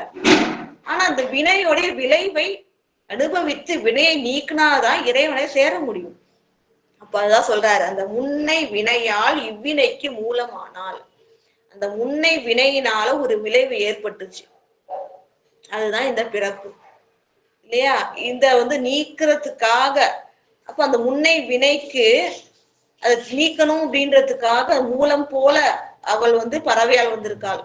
இப்ப என்ன சொல்றாங்க அப்படின்னு சொன்னா, இந்த பெண்ணை நான் அணைந்து என்னுடைய ஆசையை நீக்கி கொண்டால் மட்டும்தான் என்ன பண்ண முடியும், என்னால திருக்கைலாயம் மீண்டும் செல்ல முடியும். இவ்வளவு ஒரு சிறந்த இது பாருங்க. அதுதானே நமக்கு இருக்கிற வினைகள் எல்லாவற்றையும் கழித்தால் தான் இறைவன் திருவடியை அடைய முடியும். அது அவருக்கு எளிதில் தெரிகின்றது. இப்ப இந்த வினையை கழிக்கணும்னா என்ன பண்ணும், இந்த வினைக்கு காரணம் மூலமானவள் இவள் தான். ஏன்னா இவள் தான் எனக்கு ஆசையை உற்பத்தி பண்ணா. இப்ப இவளையை கொண்டுதான் இந்த ஆசையை நீக்கி நான் என்ன பண்ணும், இறைவன் திருவடியை அடைய வேண்டும். இல்லைன்னா அந்த பெண்ணை இறைவனுக்கு தோழரானவர் ஏன் அந்த பெண்ணை நாட வேண்டும், இவ்வளவு கோபம் இருந்தாலும் வேற வழி இல்லை. அந்த வினைக்கு மூலமானவள் இவள் தான். இப்ப இவளாலதான் அந்த ஆசை எனக்கு ஏற்பட்டுச்சு. அப்ப அந்த ஆசையை நீக்கிறதுக்கும் இவள் தான் எனக்கு உதவி செய்யணும், அப்பதான் இறைவனை அடைய முடியும். அப்ப உன்னை வினையால் இவ்வினைக்கு மூலமானால், எனக்கெல்லாம் இந்த துன்பம் நேர்றதுக்கு காரணம் மூலமானவள் இவள், அது முன்னால நடந்த வினையினால ஏற்பட்டது. இவள் பால் அணைய வேண்டும், இவள் பால் நான் சேரணும். ஏன்னா இந்த ஆசை நீங்கினாதான் நான் இறைவனை அடைய முடியும். இவள் பால் நான் கண்டிப்பா போய் சேரணும். சேர்றதுக்கு என்ன பண்ணணும், என்னை உடையாய் நினைந்தருள்வாய். இப்ப நான் பறவையாரிடம் சென்று சேர வேண்டும், இப்பதான் உன்கிட்ட சேர முடியும் இந்த ஆசையெல்லாம் நீங்கி. அதற்கு என்னை உடையாய், என்னை அடிமையாக கொண்ட இறைவா நினைந்து அருள்வாய். ஏன்னா இறைவன் நினைச்ச மாத்திரத்துல அருள் செய்ய வல்லவர் இல்லையா. இவ்வளவு அதாவது சங்கற்ப மாத்திரத்திலே ஒரு செகண்ட் இறைவன் நினைச்சாருன்னா அந்த நிகழ்ச்சி வந்து தானா நடக்கும். இப்ப இறைவா அதாவது என்ன சொல்றாரு, இது எதற்காக சொல்ல வர்றாருன்னா, யார் யாரோ போய் பேசுனாங்க முடியல, ஆனா நீ நினைச்சா ஒரு செகண்ட்ல நடக்குமே ஐயா, நீ நினைக்கலையே, நினைக்கணும் அப்படின்னு அதுதான் விண்ணப்பம் வைக்கிறாரு. இறைவா எதற்காக நினைக்கணும்னு சொல்றாரு, நான் உன்னை வந்து அடைய வேண்டும். ஆனா முன்னாடி ஒரு ஏற்பட்ட வினைக்கு மூலமானவள் இருக்கின்றாள், அவளை அணைந்து நீக்கி கொண்டுதான் ஆசை உன்னிடம் சேர வேண்டும். அதனால என்னை உடைய பெருமானே இணைந்து அருள், நீ எனக்கு அருள் செய்யணும்னு நினைஞ்சு அருள் செய்வாய். இந்த யாமத்து எழுந்தருளி, இந்த நடு ஜாமத்துல நீர் எழுந்தருளி வந்து அன்னம் அணையால் புலவினை, அன்னம் போன்ற சாயலினை உடைய அழகினை உடைய அந்த பறவையாருடைய புலவியினை அகற்றில், அவர் கொண்டிருக்கிற ஊடல் சண்டை போடுறாங்க இல்லையா, இதை அகற்றில் உய்யலாம். நீ வந்து இந்த ஜாமத்தில் எழுந்தருளி வர வேண்டும். ஏன்னா போனவங்க எல்லாம் வந்து என்ன, போனவங்கள்ட்ட எல்லாம் உயிரையே விடுவேன்னு சொல்லிட்டாங்க. இப்ப இனிமே யார் போனாலும் அவர்கள் சமாதானம் அடைய மாட்டாங்க. இப்ப தெய்வமாகிய நீனே எழுந்தருளி வந்தால்தான் அவங்க சமாதானம் அடைவார்கள், என்னை ஏற்றுக்கொள்வார்கள். அதனால நீயே இந்த அர்த்த ஜாமத்தில் எழுந்தருளி வந்து அவளுடைய புலவியினை தீர்த்து அருள வேண்டும். அப்படின்னு செஞ்சா நான் உய்யலாம் அப்படின்றாரு. உய்யலாம் அன்றி, அப்படி இல்லாம பின்னை இல்லை செயல், அது இல்லாம வேற செயல் இல்லை. புரிஞ்சிருச்சு, ஏன்னா வேற யார் அனுப்புனாலும் முடியாது, அவர்களுடைய கோபம் தனியாது. அப்ப வந்து இறைவனே சென்று அவருடைய கோபத்தை தணிக்க வேண்டும் அப்படின்ற ஒரு விண்ணப்பத்தை வைக்கின்றார். அன்னம் அணையால் புலவியினை அகற்றில் உய்யலாம், நீ அகற்றினா நான் உய்வேன். அன்றி அது இல்லைன்னா பின்னை இல்லை செயல், பின்னாடி வேற ஒரு செயல் இல்லை. அது வந்து நீயே வந்து தீக்கலனா, நீயே வந்து அருள் செய்யலனா இந்த புலவியானது தீராது, என் துன்பமும் தீராது அப்படின்ட்டு என்று பெருமான் அடிகள் தமன் நினைந்தார் இல்லையா. இறைவனுடைய திருவடிகளை வந்து நினைக்கின்றார். இறைவன் திருவடிகளை வந்து இது ரொம்ப சிறப்பு. இதுக்குரிய நோட்ஸ் எழுதும் போது தோணுச்சு, இறைவன் திருவடியை வந்து சிறப்பா நினைச்சோம்னா உடனே அருள் செய்வார். நம்ம காரைக்கால் அம்மையோட அருள் வரலாற்றையும் பார்ப்போம். கணவன் வந்து பரமதத்தன் வந்து 2 மாங்கனிகளை கொடுத்து அனுப்புவார். காரைக்கால் அம்மையார் வாங்கி வைப்பாங்க. ஒரு அடியவர் வீட்டுக்கு விருந்தினராய் வருவாரு. வீட்டுல சாதம்லாம் வடிச்சிருப்பாங்க, கறி அமுது செஞ்சிருக்க மாட்டாங்க. சரி தொட்டுக்க வேணுமேன்னு சொல்லிட்டு என்ன பண்ணாங்கன்னா, அப்பெல்லாம் எளிதில் கிடைக்காது, அந்த மாம்பழம் அரிதில் கிடைக்கக்கூடியது. இப்ப திரு அடியாரே நமக்கு விருந்தினராய் வந்திருக்கும் பொழுது அதை விட பெரியது என்னன்னு சொல்லிட்டு அந்த 2 மாங்கனிகள்ல ஒன்றை அவருக்கு படைப்பார். அவர் உண்டு மகிழ்ந்து சென்று விடுவார். கணவன் மதியான உணவுக்கு வந்துட்டு சாப்பிடும் பொழுது மற்றொரு மாங்கனியை கொண்டு வந்து வைப்பார். கணவன் சாப்பிட்டுட்டு ரொம்ப ருசியா இருக்கு அப்படின்னோடனே இன்னொரு மாங்கனியும் கொண்டு வா அப்படின்னுவாரு. இப்ப அவங்க வந்து எத்தகைய கற்பில் சிறந்தவர்கள்லாம் இல்லைன்னு சொல்றதுக்கு மனசு வரல கணவன் கிட்ட. அதனால சுவாமி கிட்ட போய் விண்ணப்பம் செய்யறாங்க. இன்னொரு மாங்கனிக்கு என்ன செய்வார், கொடுத்துட்டோங்க இல்லையா. இப்ப சுவாமியுடைய திருவடியை சிந்திப்பார். சிந்தித்து வணங்கும் பொழுது அவர் கையில வந்து ஒரு மாங்கனி வந்து அதிமதுர மாங்கனி, ரொம்ப மிகுந்த சுவையுடைய மாங்கனி இறைவன் திருவருளால் வந்தது. எதற்காக இதை சொல்ல வரேன்னா, சுவாமியுடைய திருவடியை சிந்திப்பார். இப்ப இந்த மாங்கனி வந்து அவங்க கையில வரும். அதை கொண்டு போய் கணவன்கிட்ட வைக்கும் பொழுது அதை சாப்பிட்டு சிறந்த அந்த வணிகன், அவர் சிறந்த அந்த வாணிகத்துல சிறந்தவர், அந்த சுவையில ஒரு உண்டுட்டு சாப்பிட்டுட்டு, இது உலகங்களும் கிடைத்தற்கு அரியது, உலகத்திலையும் கிடைக்காது, அவ்வளோ ஒரு சுவை, தேவாமிர்தத்தை விட மிஞ்சியதா இருக்கு. அப்ப நான் கொடுத்த மாங்கனி இது கிடையாது, எங்கிருந்து பெற்றாய் அப்படின்னு சொன்னோட அவங்க சொன்னாங்க, இறைவன் திருவருளால கிடைச்சதுன்னு. நம்ப மாட்டான் தன் கணவன், நம்பாம சுவாமியோட திருவருளால கிடைச்சதுல அப்ப திருவருளாலேயே இன்னொன்னு வாங்கிட்டு வா, அப்பதான் திருவருளால் நம்புவான் அப்படின்னு சென்று போய் இறைவன் திருவடியை மீண்டும் நினைக்க வரும், இதை கொண்டு வந்து தருவார்கள். இப்ப அவர்கள் அது போல இறைவன் திருவடியை சிந்தித்த உடனே அந்த அருள் சித்திக்கின்றது. அதே போல இங்க வந்து இறைவன் திருவடி நம்ம திருவடியைக்கும் அப்படின்னும், திருக்கோயிலுக்கு செல்ல முடியாது, ஏன்னா அப்பர் பெருமான் கையால உழவார செஞ்ச இடம்ன்றதுனால கோயிலுக்குள்ளார கால் மிதிக்காம வெளியே வணங்கிட்டு போயிடுவாரு. ஆனாலும் சுவாமியை வணங்காம போக கூடாதுல, திருத்தலத்துக்கு வந்துட்டு. அதனால கோயிலுக்குள்ளார வணங்காம வெளியில ஒரு சித்தவட மடத்தில் தங்கி இருந்து இறைவன் திருவடியை நினைத்து கொண்டிருப்பார், அதாவது தியானம் பண்ணிட்டு இருப்பார் அவரு. உடனே சுவாமி என்ன பண்ணுவாரு, தன்னுடைய திருவடியை நினைத்து அடியவனுக்காக தானே வந்து ஒரு வேதிய ரூபம் கொண்டு வந்து திருவடியை திருமுடி மேல் சூட்டி அருள்வார். அப்ப அந்த திருவடியை ஒன்றி நினைக்க வேண்டும். அதுக்குதான் சொல்லுவாங்க, தானாக வந்து அருள் செய்வார். இவர் என்ன பண்றாரு, இறைவன் திருவடியை நினைக்கின்றார். உச்ச இடத்து நெட்டு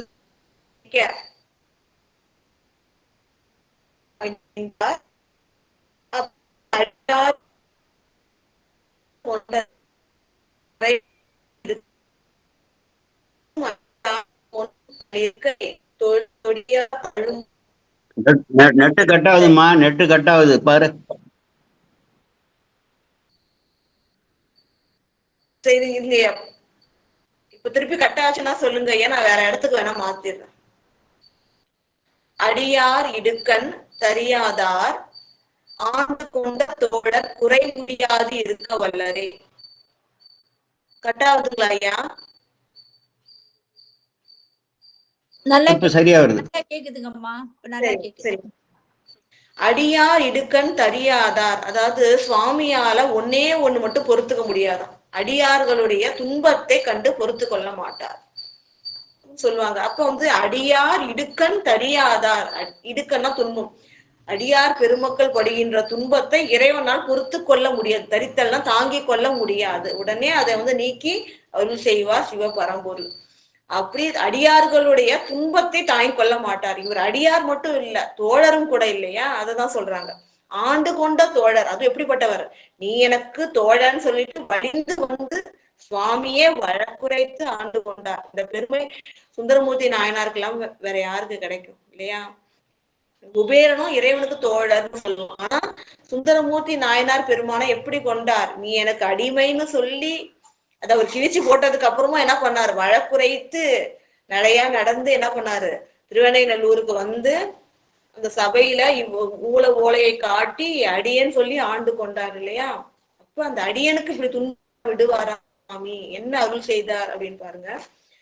அடியார் இடுக்கண் தரியாதார் ஆண்டு கொண்ட தோழர், தன்னை வந்து விரும்பி வலிந்து ஆட்கொண்டார் இல்லையா தோழராகிய சுந்தரமூர்த்தி நாயனார், அவர் குறை முடியாது இருக்க வல்லரே. குறை நான் வேண்டும் காரியம், அவரோட காரியத்தை முடிக்காம இருப்பாரா? அதாவது தொண்டர்கள் துன்பத்தை பொறுத்துக்க மாட்டார், இவர் தொண்டர் மட்டும் இல்ல தோழரும், அதனால இவரோட காரியத்தை முடிக்காமல் இருப்பாரா அப்படின்னு அர்த்தம். முற்றும் அளித்தால் பொன் தளிர்கை தொடியா தழும்பும் உழைச்சுவடும். ஏன்னா அந்த சுவாமியோட பெருமை சொல்றாங்க. அது மட்டும் இல்லாம எப்படிப்பட்ட சுவாமி நம்முடைய சிவபெருமான், முற்றும் அளித்தால் பொன் தளிர்கை, முற்றும் அளித்தால் அப்படின்னா என்ன சொன்னா, உலகங்கள் எல்லாம் ஈன்றளித்தவள் உமையன்னை இல்லையா, தெரியும் சக்தி தான் என்ன பண்றாங்க, இந்த சக்தி சொருபம் பொழுது ஒன்றுபட்டு இருக்கும்.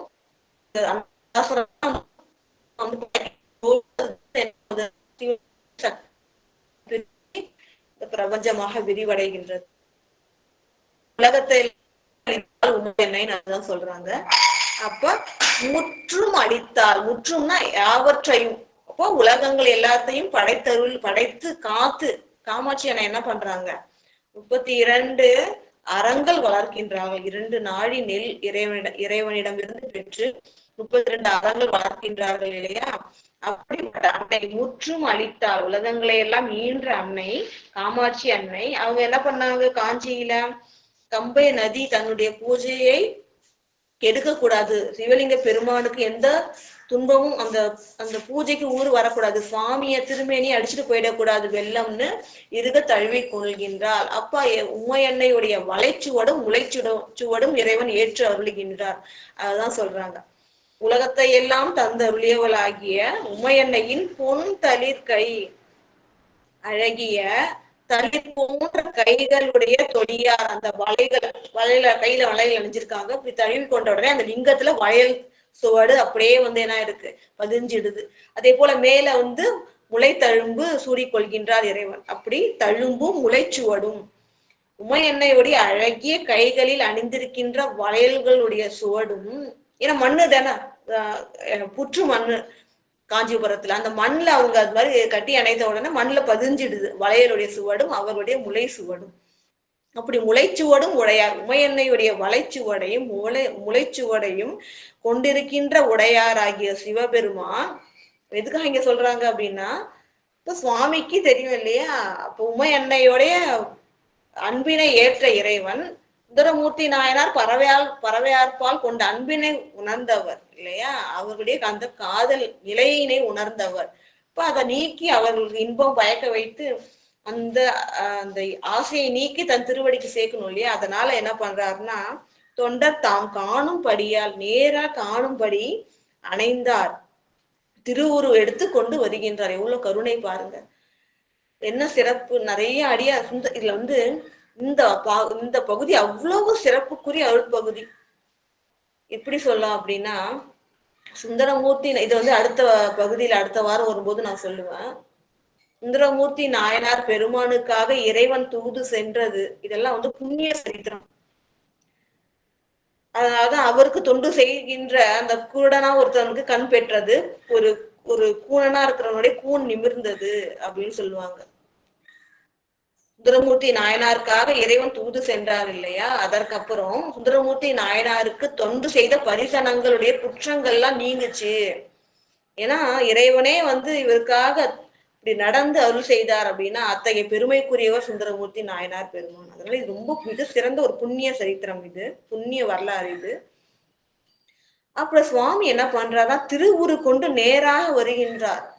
நிறைய பேர் வந்து அடியார்களா இருந்தாலும் இறைவன் திருவடி சேரும் பொழுதுதான் இறைவன் தரிசனம் நேர்ல பார்க்க முடியும் இல்லையா. அவர்களுடைய ஞானக்கனுக்கு வந்து சுவாமி தெரிவாங்க ரிஷபாரூடரா உமையன்னையோடு. ஆனா பாருங்க, இங்க இந்த ஞான குழந்தைக்கு வந்து அந்த அந்த குளக்கரையில பால் கொடுத்தாரு. இங்க வந்து நண்பனுடைய துன்பத்தை நீக்குவதற்காக திருமேனி கொண்டு எழுந்தள்ளி வருகின்றார் கருணையோடு. அப்படிப்பட்ட இறைவன் தொண்டர் தாம் காணும்படியால் நேர கண்ணால காணும்படி அணைந்தார் வராரு சுவாமி, திருவுரு கொண்டு வருகின்றார். எப்படிப்பட்ட சுவாமி, நெடியோனும் காண அடிகள் படித்தோய, திருமால் பன்றியா தேடி தேடி தோண்டிட்டே போனாலும் காண திருவடிகள் நிலத்தில் தோய, நிலத்தில் படுமாறு, அதாவது திருமேனி எடுத்துக்கொண்டு வருகின்றார் அப்படின்னு சொல்றாங்க. அந்த திருமேனி திரு உருவம்னா நிலத்தில் தோயுமாறு. பாருங்க, திருவாரூர் திருக்கோயிலும் அந்த திருவீதியும் எவ்வளவு நன்மை உடையது. ஏன்னா சுவாமியுடைய திருவடி அந்த நிலத்தில் மீது படுகின்றது. அத்தகைய புண்ணியம் பெற்றது திருவாரூர் திருத்தலம். சுவாமி என்ன பண்றாருன்னா, இவரை நேரே காணும்படியாகிய திருவுரு கொண்டு திருமாலும் காண முடியாத திருவடிகள் நிலத்தில் படுமாறு தோயுமாறு வெறும் கால்ல சுவாமி என்ன பண்றாரு, நடந்து சுந்தரமூர்த்தி நாயனாரிடம் வருகின்றார். நேர்ல பார்த்தோன்னே எப்படி இருக்கும் சுந்தரமூர்த்தி நாயனார் பெருமானுக்கு. பாருங்க அந்த மகிழ்ச்சி எவ்வளவு அவருக்கு இறைவன் அருள் செய்கின்றார். 325வது பாடல். தம்பிரானார் எழுந்தருள தாங்கற்கரிய மகிழ்ச்சியினால் கம்பியா நின்று அவயங்கள் கலந்த புலகம் மயிர் முகிழ்ப்ப நம்பி ஆரூரரும் எதிரே நளின மலர்கை தலை குவிய அம்பிகா வல்லவர் செய்ய அடித்தாமரையின் கீழ் விழுந்தார் இல்லையா. சுவாமியை நேர்ல பார்த்தாலும் நம்ம என்ன பண்ணுவோம், நம்ம முதல்ல காலைதான் விழுந்து வணங்குவோம். சந்தோஷத்துல என்ன பண்றோம்னு தெரியாது இல்லையா. அதேதான் அவருக்கும் அந்த அன்பு உணர்ச்சி நிகழ்கின்றது. தம்பிரானார் எழுந்தருள, தனக்கு தலைவனாக விளங்குகின்றவர், தனக்கு மேல் ஒரு தலைவனே இல்லாதவர், அவரே எளிவந்த பிரானாக வருகின்றார். அப்படி தம்பிரானார் எழுந்தருள, திருமேனி கொண்டு எழுந்தருள தாங்கற்கரிய மகிழ்ச்சி. இன்னும் மகிழ்ச்சி, சுவாமியை பார்த்த மகிழ்ச்சி மட்டும் இல்ல, கன்ஃபார்மா நம்ம நினைச்சது நடந்துரும் அந்த ஒரு மகிழ்ச்சி இல்லையா. இப்ப தாங்கற்கரிய மகிழ்ச்சியினால், தாங்கவே முடியாத அந்த மகிழ்ச்சியினால் கம்பியா நின்று அவயங்கள் உடல் நடுங்குதல் நிச்சயம் இல்லையா. சுவாமி அது கிட்ட வந்தாங்கன்னா எப்படி இருக்கும் யோசிச்சு பாருங்க, கற்பனை பண்ணவே முடியல இல்லையா. அப்படியே உடல்லாம் நடுங்கி, அதாவது ஒரு பக்தியினாலையும் அன்பினாலையும் உடல் கம்பித்தலம் நடுங்குதல், உடல் நடுங்கி அவயங்கள் கலந்த புலக மயிர் முகிழ்ப்ப, உடம்பெல்லாம் என்ன ஆயிடுது, அப்படியே மயிர் கூச்செறிஞ்சு அப்படியே முடியெல்லாம் நேரா நிக்குது, அந்த அளவுக்கு மயிர் கூச்சம் அடைந்து நம்பி ஆரூரரும் எதிரே, நம்பி ஆரூர் சுவாமி கிட்ட வராங்க. அப்ப ரெண்டு கைகளும் அந்த அழகிய மலர் போன்ற கைகள் தலைக்கு மேல குவித்து இறைவனை வணங்குகின்றார். சுவாமி பார்க்க நடக்கின்ற அந்த மெய்ப்பாடு, உடல் நிகழ்கின்ற மாற்றங்கள், அதுதான் மெய்ப்பாடுனோம். அதுதான் உடனே உடல் நடுங்கி தாங்குதற்கரிய மகிழ்ச்சியினால என்ன ரொம்ப மிக உயர்ந்த மகிழ்ச்சியினால உடம்பெல்லாம் மயிர்கூச்செறிந்து கைகளை தலைக்கு மேல கூப்பி இறைவனை தொழுது அம்பிகா வல்லவர். அம்பிகா வல்லவர் எதுக்கு சொல்றாங்கன்னா, உமையன்னை நண்பிற்குரியவர், உமையன்னை பாகம் கொண்டவர். இப்ப அதே போல தன்னுடைய அன்பன் மனைவியிடம் சேர வேண்டும்ன்றதுக்காக தூதே போக போறார். அதுதான் இங்க சொல்றாங்க. முன்னாடி அம்பிகா வல்லவர் செய்ய அடித்தாமரையின் கீழ் விழுந்தார். சாமி திருவடி தானே விழுவணும் பார்த்த உடனே. என்ன அம்பிகா வல்லவர் ஆகிய இறைவனுடைய செய்ய அடித்தாமரை ஏற்கனவே சிவந்து போயிருக்கும், இன்னும் திருவடி நிலத்துல தோயுமாறு வராரு இல்லையா இறைவன். எவ்வளவு கருணை, இத்தகைய அன்பு. அந்த மாதிரி நிலத்தில் தோய வருகின்ற அந்த சிவந்த செய்யனா சிவந்த செம்மை நெறியை தருகின்ற அந்த அடித்தாமரை தாமரை போன்ற அந்த திருவடிகளில் விழுந்தார். விழுந்து சுந்தரமூர்த்தி நாயனார் பெருமான் வணங்குகின்றார். வணங்கி என்ன விண்ணப்பம் செய்தார் பாருங்க. 326வது பாடல். விழுந்து பரவி மிக்க பெரும் விருப்பினோடும் எதிர்போற்றி எழுந்த நண்பர் தமை நோக்கி என் நீ உற்றது என்று அருள தொழும் தம் குறையை விளம்புவார் யானே தொடங்கும் துரிசிடைப்பட்டு அழுந்தும் என்னை இன்னம் எடுத்து ஆள வேண்டும் உமக்கு என்று. அதாவது விழுந்து இப்படி சுவாமி நேரம் வந்த உடனே நடுங்கி கைகளை தலைக்கு மேல கூப்பி மயிர்குலகம் கொள்ள விழுந்து திருவடியை விழுந்து வணங்குகின்றார். விழுந்து வணங்கி எழுதிக்கிறாரு. விழுந்து பரவி இறைவனை போற்றுகின்றார்ல. சுவாமியை நேர்ல வர்றாரு, அப்ப கண்டிப்பா போற்ற வேண்டும். இறைவனுடைய நாமங்கள் அவரோட பெருமைகள்லாம் சொல்லி பரவுதல்னா போற்றுதல். போற்றி மிக்க வெறுப்பினோடு பெரு வெறுப்பினோடு மிகுந்த காதலோடும் இல்லையா. ஏற்கனவே மிகுந்த காதல். அது இறைவன் நேர்ல வரும்போது அந்த அன்பு மேலோங்க எதிர்போற்றி நேருக்கு நேராவே சுவாமியை போற்றி சொல்றார். எவ்வளவு பாக்கியம் பாருங்க. இப்ப இறைவனை சேரும் அப்படின்ட்டு நம்ம நினைச்சு இறைவனை போற்றுதல் சொல்றோம். அவர் ஆனா நேர்லயே இறைவன் வர எதிர் நின்று போற்றி சொல்லுகின்றார். போற்றி எழுந்த நண்பர் தமை நோக்கி. இப்ப கீழே விழுந்து எந்திரிக்கவே இல்லை. கீழே விழுந்து இதெல்லாம் செஞ்சுட்டு தான் எந்திரிக்கிறாரு. விழுந்து இறைவனை போற்றி பரவி காதலோடும் எஞ்சி நிற்கிறாரு. அப்படிப்பட்ட நண்பர் ஆகிய சுந்தரமூர்த்தி நாயனாரை நோக்கி எண்ணி உற்றது என்று அருள. சுவாமி என்ன சொல்றாங்க, உனக்கு என்னப்பா துன்பம்? சுவாமிக்கு தெரியும். இருந்தாலும் இவர் என்ன கேட்க போறாரு, ஏன்னா என்ன சுவாமி கிட்ட கேட்கிறோமோ அது கிடைச்சிடும். அதனாலதான் சுவாமி கிட்ட விண்ணப்பம் செய்யும் பொழுது ரொம்ப ஜாக்கிரதையா இருக்கும். அப்ப என்ன நீ விரும்பியது, உன்னுடைய துன்பம் என்ன, எண்ணி உற்றது, உனக்கு உற்றதுன்னா உனக்கு என்ன துன்பம் நிகழ்ந்தது அப்படின்னு அவங்க சொல்ல என்று அருள. சுவாமி கேட்ட அருள தொழும் தம் குறையை விளங்குவார். குறைனா முதலே சொன்னார், தான் வேண்டும் காரியம், அதாவது தான் வருந்தி இருக்கின்ற காரியம், நிறைவேறாமல் வருந்தி இருக்கின்ற காரியம் என்னவோ அதை விளம்புவார். சுவாமி கிட்ட சொல்றார் சுந்தரமூர்த்தி நாயனார் பெருமான்.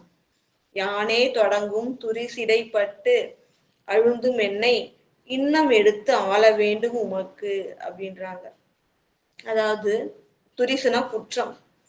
என்ன சொல்றாங்கன்னா, யானே தொடங்கும் துரிசிடைப்பட்டு அழுந்தும் என்னை, நான் தொடங்கிய ஒரு குற்றம், அந்த குற்றத்தினால,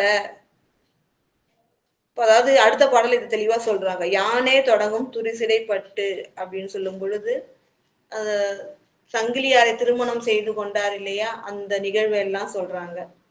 இப்ப நான் தொடங்கின ஒரு செயல், அந்த செயலால இவள் என்ன பண்ணிருக்கா, ஊடல் கொண்டிருக்கின்றார். அதாவது நான் சங்கிலியை திருமணம் செய்து கொண்டேன், அது என்னுடைய செயல். அதனால இவ என்ன பண்றா, மிகுந்த துன்பமும் கோபமும் கொண்டிருக்கின்றாள் அப்படின்னு சொல்லிட்டு, அதனால நீங்க என்ன பண்ணீங்க, ஏற்கனவே என்னை தடுத்து ஆட்கொண்டு இங்க எனக்கு நீங்க தான் இறைவன், நான் அடியான்னு தெரியாமே இருந்தேன், ஆனா வழக்குரைத்து ஓலை காட்டி ஆட்கொண்டீர்கள். அது போல இன்னமும் அருள் செய்ய வேண்டும், என ஆண்டு கொள்ள வேண்டும். முதல்ல எப்படி அருள் செய்தீர்களோ அதே போல இப்பவும் அருள் செய்ய வேண்டும். அதாவது தூது போறதுக்கு முன்னாடியே இதெல்லாம் முன்னாடியே சொல்றாரு சுவாமிக்கு, நீங்க தான் செய்யணும்ன்றத சொல்லிட்டு அடுத்தது தூது போறதுக்காக சுவாமி கிட்ட விண்ணப்பம் சொல்றாரு இல்லையா. யானே தொடங்கும் துரிசிடைப்பட்டு, நான் தொடங்கியதுதான், நான் சங்கிலியை திருமணம் செய்து கொண்டேன், அந்த குற்றத்தினால இப்ப நான் இப்போ துன்பத்தில் அழுந்து கொண்டிருக்கின்றேன். அப்படி அழுந்துகின்ற என்னை இன்னும் எடுத்து ஆள வேண்டும். ஏற்கனவே நீங்க ஆட்கொண்ட போல இன்னமும் மற்றொரு முறையும் என்னை நீங்க துன்ப கடலிலிருந்து ஆண்டு அருள வேண்டும். உமக்கு அது உமக்குன்னா உமக்கு கடன். ஏன்னா நான் உன்னுடைய அடியவன், நீர் என் தலைவர், அப்ப நீர் தான் எனக்கு செய்தருள வேண்டும். எப்படி நான் வாக்கு கொடுத்தபடி நீங்க என்னை தடுத்தாட்கொண்டீர்களோ அதே போல உங்களுக்காக தான் என்ன பண்றேன். அதாவது என்ன சொல்றேன்னா, சங்கிலியாரை திருமணம் செய்து வைத்தது நீங்க தான் திருமணம் செய்து கொள். நான் பார்க்க வச்சது நீங்க தான். ஆசைப்பட்டேன், திருமணம் செய்து வைத்தது நீங்க. அதனால்தான் இவ கோபமா இருக்கிறா. அப்ப அந்த கோபத்தை தவிர்ப்பது உன் கடன், உமக்கு கடன், நீ தான்ப்பா செய்யணும் அப்படின்னு விண்ணப்பம் வைக்கின்றார். 327வது பாடல். அடியேன் அங்கு திருவொற்றியூரிலே நீரே அருள் செய்ய வடிவேல் ஒன்கண் சங்கிலியை மனம் செய்த அணைந்த திறமெல்லாம் கொடியேர் இடையால் பறவைதான் அறிந்து தன்பால் யான் குறுகில் முடிவேன் என துணிந்திருந்தால் என் நான் செய்வது என மொழிந்து. பாருங்க, அடுத்தது என்ன சொல்றேன்னா, அடியேன் அங்கு திருவொற்றியூரில். சுவாமி கிட்ட இதெல்லாம் சுந்தரமூர்த்தி நாயனார் சொல்றாங்க. உமது அடியேன் ஆகிய நான் அங்கு திருவொற்றியூரில் நீரே அருள் செய்ய. பாருங்க, நானே திருமணம் செஞ்சுக்கல, பார்த்து ஆசைப்பட்டார். ஆனா என்ன சொல்றாரு, நீர் தான் திருமணம் செய்து வைத்தீர்கள், அப்பதான் திருமணம் செஞ்சுக்கிட்டேன். இப்ப பாருங்க, இப்ப கோபம் அவளுக்கு அதனால ஏற்பட்டுருச்சு, நீங்க தான் தீர்த்து வைக்கணும் அப்படின்றாரு. அடியேன் அங்கு திருவொற்றியூரில். எங்குன்றது திருவாரூர், அங்குனா திருவொற்றியூர். ரெண்டுத்துல இருக்கிறது நம்ம புற்றினம் கொண்ட பெருமான் தானே. அப்ப நீங்க தான் அங்கேயே இருந்து திருமணம் செய்யறீங்க. அடியேன் அங்கு திருவொற்றியூரில் நீரே அருள் செய்ய, நீர் அருள் செய்ததால சங்கிலியை திருமணம் செய்து கொண்டேன். எப்படிப்பட்ட சங்கிலி? வடிவேல் ஒன்கண். வடிவுனா அழகு, அழகிய வேல் போன்ற ஒளி, என ஒளி வீசுகின்ற கண்கள். கண்கள்னாலே அது ஒரு ஒளி வீசினாதான் பார்க்க அழகா இருக்கும் இல்லையா, தெய்வீக தன்மை கொண்டதா இருக்கும். அப்ப அழகிய ஒளி வீசுகின்ற கண்களை கொண்ட சங்கிலியை எனக்கு நீங்க தான் திருமணம் செய்து வைத்தீர்கள். அந்த மனம் செய்து அணைந்த திறம், மனம் செய்தது, அங்கிருந்து நீங்கின உடனே கண் மறைந்தது, எல்லாத்தையும் அவ தெரிஞ்சுக்கிட்டா. அதான் சொல்றாங்க. இப்படி திருவொற்றியூரில் நான் சங்கிலியை திருமணம் செய்து அப்புறம் அணைந்த திறம் எல்லாம், எல்லா விஷயத்தையும் கொடியேர் இடையால், ஏர்ன அழகு, கொடி போன்ற அழகிய இடையினை உடைய பறவையால் அறிந்து இதெல்லாம் தெரிஞ்சுக்கிட்டு தன்பால் யான் குறுகில்னு அணைந்தாள். அவகிட்ட நான் போனா முடிவேன், உயிர் விட்டு விடுவேன் என்று துணிந்திருந்தாள். அப்படி ஒரு கோபம் கொண்டிருக்கின்றாள், அப்படி ஒரு வார்த்தை சொல்லிட்டா. என்னால் செய்வது, எடுத்த உடனே சுவாமி கிட்ட போக சொல்ல முடியாது. சுவாமி எனக்கா தூது போங்க அப்படின்ட்டு ஃபர்ஸ்ட் என்ன போடுறாரு, நீங்க தான் என்னை மீண்டும் ஆண்டு அருள வேண்டும் சொல்றாரு. அடுத்தது விரிவா சொல்றாரு, என்ன துன்பம் நேர்ந்தது அப்படின்ட்டு. சங்கிலியாரை எனக்கு திருமணம் செய்து வைத்தீர்கள், உங்க திருவருளாலதான் நிகழ்ந்தது. ஆனா நிகழ்ந்தவற்றையெல்லாம் கேட்டு அது அறிந்து கொண்ட பறவையார் மிகுந்த கோபம் கொண்டு இருக்கின்றார். அவள் பக்கம் நான் போனா உயிரை விட்டு விடுவேன் அப்படின்னு சொல்றா. என்ன நான் செய்வது அப்படின்னு சுவாமிக்கு விண்ணப்பம் வைக்கின்றார்.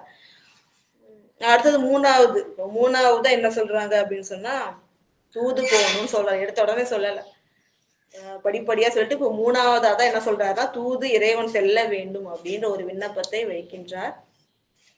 நாயன் நீரே நான் உமக்கு இங்கு அடியேன் ஆகில், நீர் எனக்கு தாயின் நல்ல தோழருமாம் தம்பிரானாரே ஆகில், ஆய அறிவும் இழந்து அழிவேன் அயர்வு நோக்கி அவ்வளவும் போய் விரவே பறவை ஒரு புலவி தீர்த்து தாரும் என விண்ணப்பம் வச்சுட்டார். கடைசியா சொல்லிட்டார் இல்லையா, அவரை தவிர வேற யாராலையும் இந்த விண்ணப்பம் வைக்க முடியாது. அவர் வச்சுட்டார். என்னன்னா, நாயன் நீரே, அதாவது நாயனார் நம்ம சொல்றோம் இல்லையா, நாயனார்லாம் தலைவன் அர்த்தம். சுவாமியே அதனாலதான் கோயில இருக்கிற சுவாமி நாயனார்னு சொல்லுவோம். இப்ப நாயன் நீரேனா தலைவரே, நான் உமக்கு இங்கு அடியேன், உமக்கு நான் இங்க அடிமை. இப்ப நல்லா கேட்டுக்குங்க, சுந்தரமூர்த்தி நாயனனுடைய பெருமை பாத்தீங்கன்னா, நான் உங்களுக்கு தோழன்னு சொல்ல மாட்டாங்க, சுவாமி தான் தன்னை தோழனாக தராரு. அப்ப நான் உங்களுக்கு அடியன் தான், ஆனா நீங்க தான் எனக்கு தோழனாக உன்னை தந்தீர்கள்னு இறைவன் கொடுத்ததை மட்டும்தான் கோடிட்டு காட்டுவாரு. அவ்வளோ, ஏன்னா சுவாமி சொன்னதுக்கு மாற்றாக எதுவும் சிந்திக்காம செயல்படாம இருக்கிறவங்க தான் அடியார் பெருமக்கள். அப்ப என்ன சொல்றாரு, நான் உமக்கு இங்கு அடியேன், உனக்கு நான் அடிமை ஐயா அப்படின்றாரு. ஆகில் அது உண்மையா இருந்தா நீர் எனக்கு தாயின் நல்ல தோழருமாம். நான் உங்களுக்கு அடிமையா, நீங்க எனக்கு எப்படி தாயை விட சிறந்த அன்புடைய தயவுடைய தோழர், தாயின் நல்ல தோழர், தாயை விட சிறந்த தோழராக விளங்குகின்றீர்கள். தம்பிரானுமாம், அது மட்டும் தலைவன், அப்ப எனக்கு நீங்க தலைவனாகவும் இருக்கின்றீர்கள், தோழனாகவும் இருக்கின்றீர்கள். இதெல்லாம் உண்மையானா பாருங்க எப்படி கண்டிஷன் வச்சுட்டு கண்டிப்பா செய்யணும்ன்றத வாங்கிக்கிறாரு. இப்ப நீங்க எனக்கு, நான் உங்களுக்கு அடியன் அப்படின்றது உண்மையானால், நீங்க எனக்கு தாயின் நல்ல தோழரும் தம்பிரானாரும் என்பது உண்மையானால், ஆகியன்னா அப்படியானால் ஆய அறிவும் இழந்து அறிவேன். எல்லாம் என்னோட அறிவே முற்றிலும் கெட்டு விட்டது.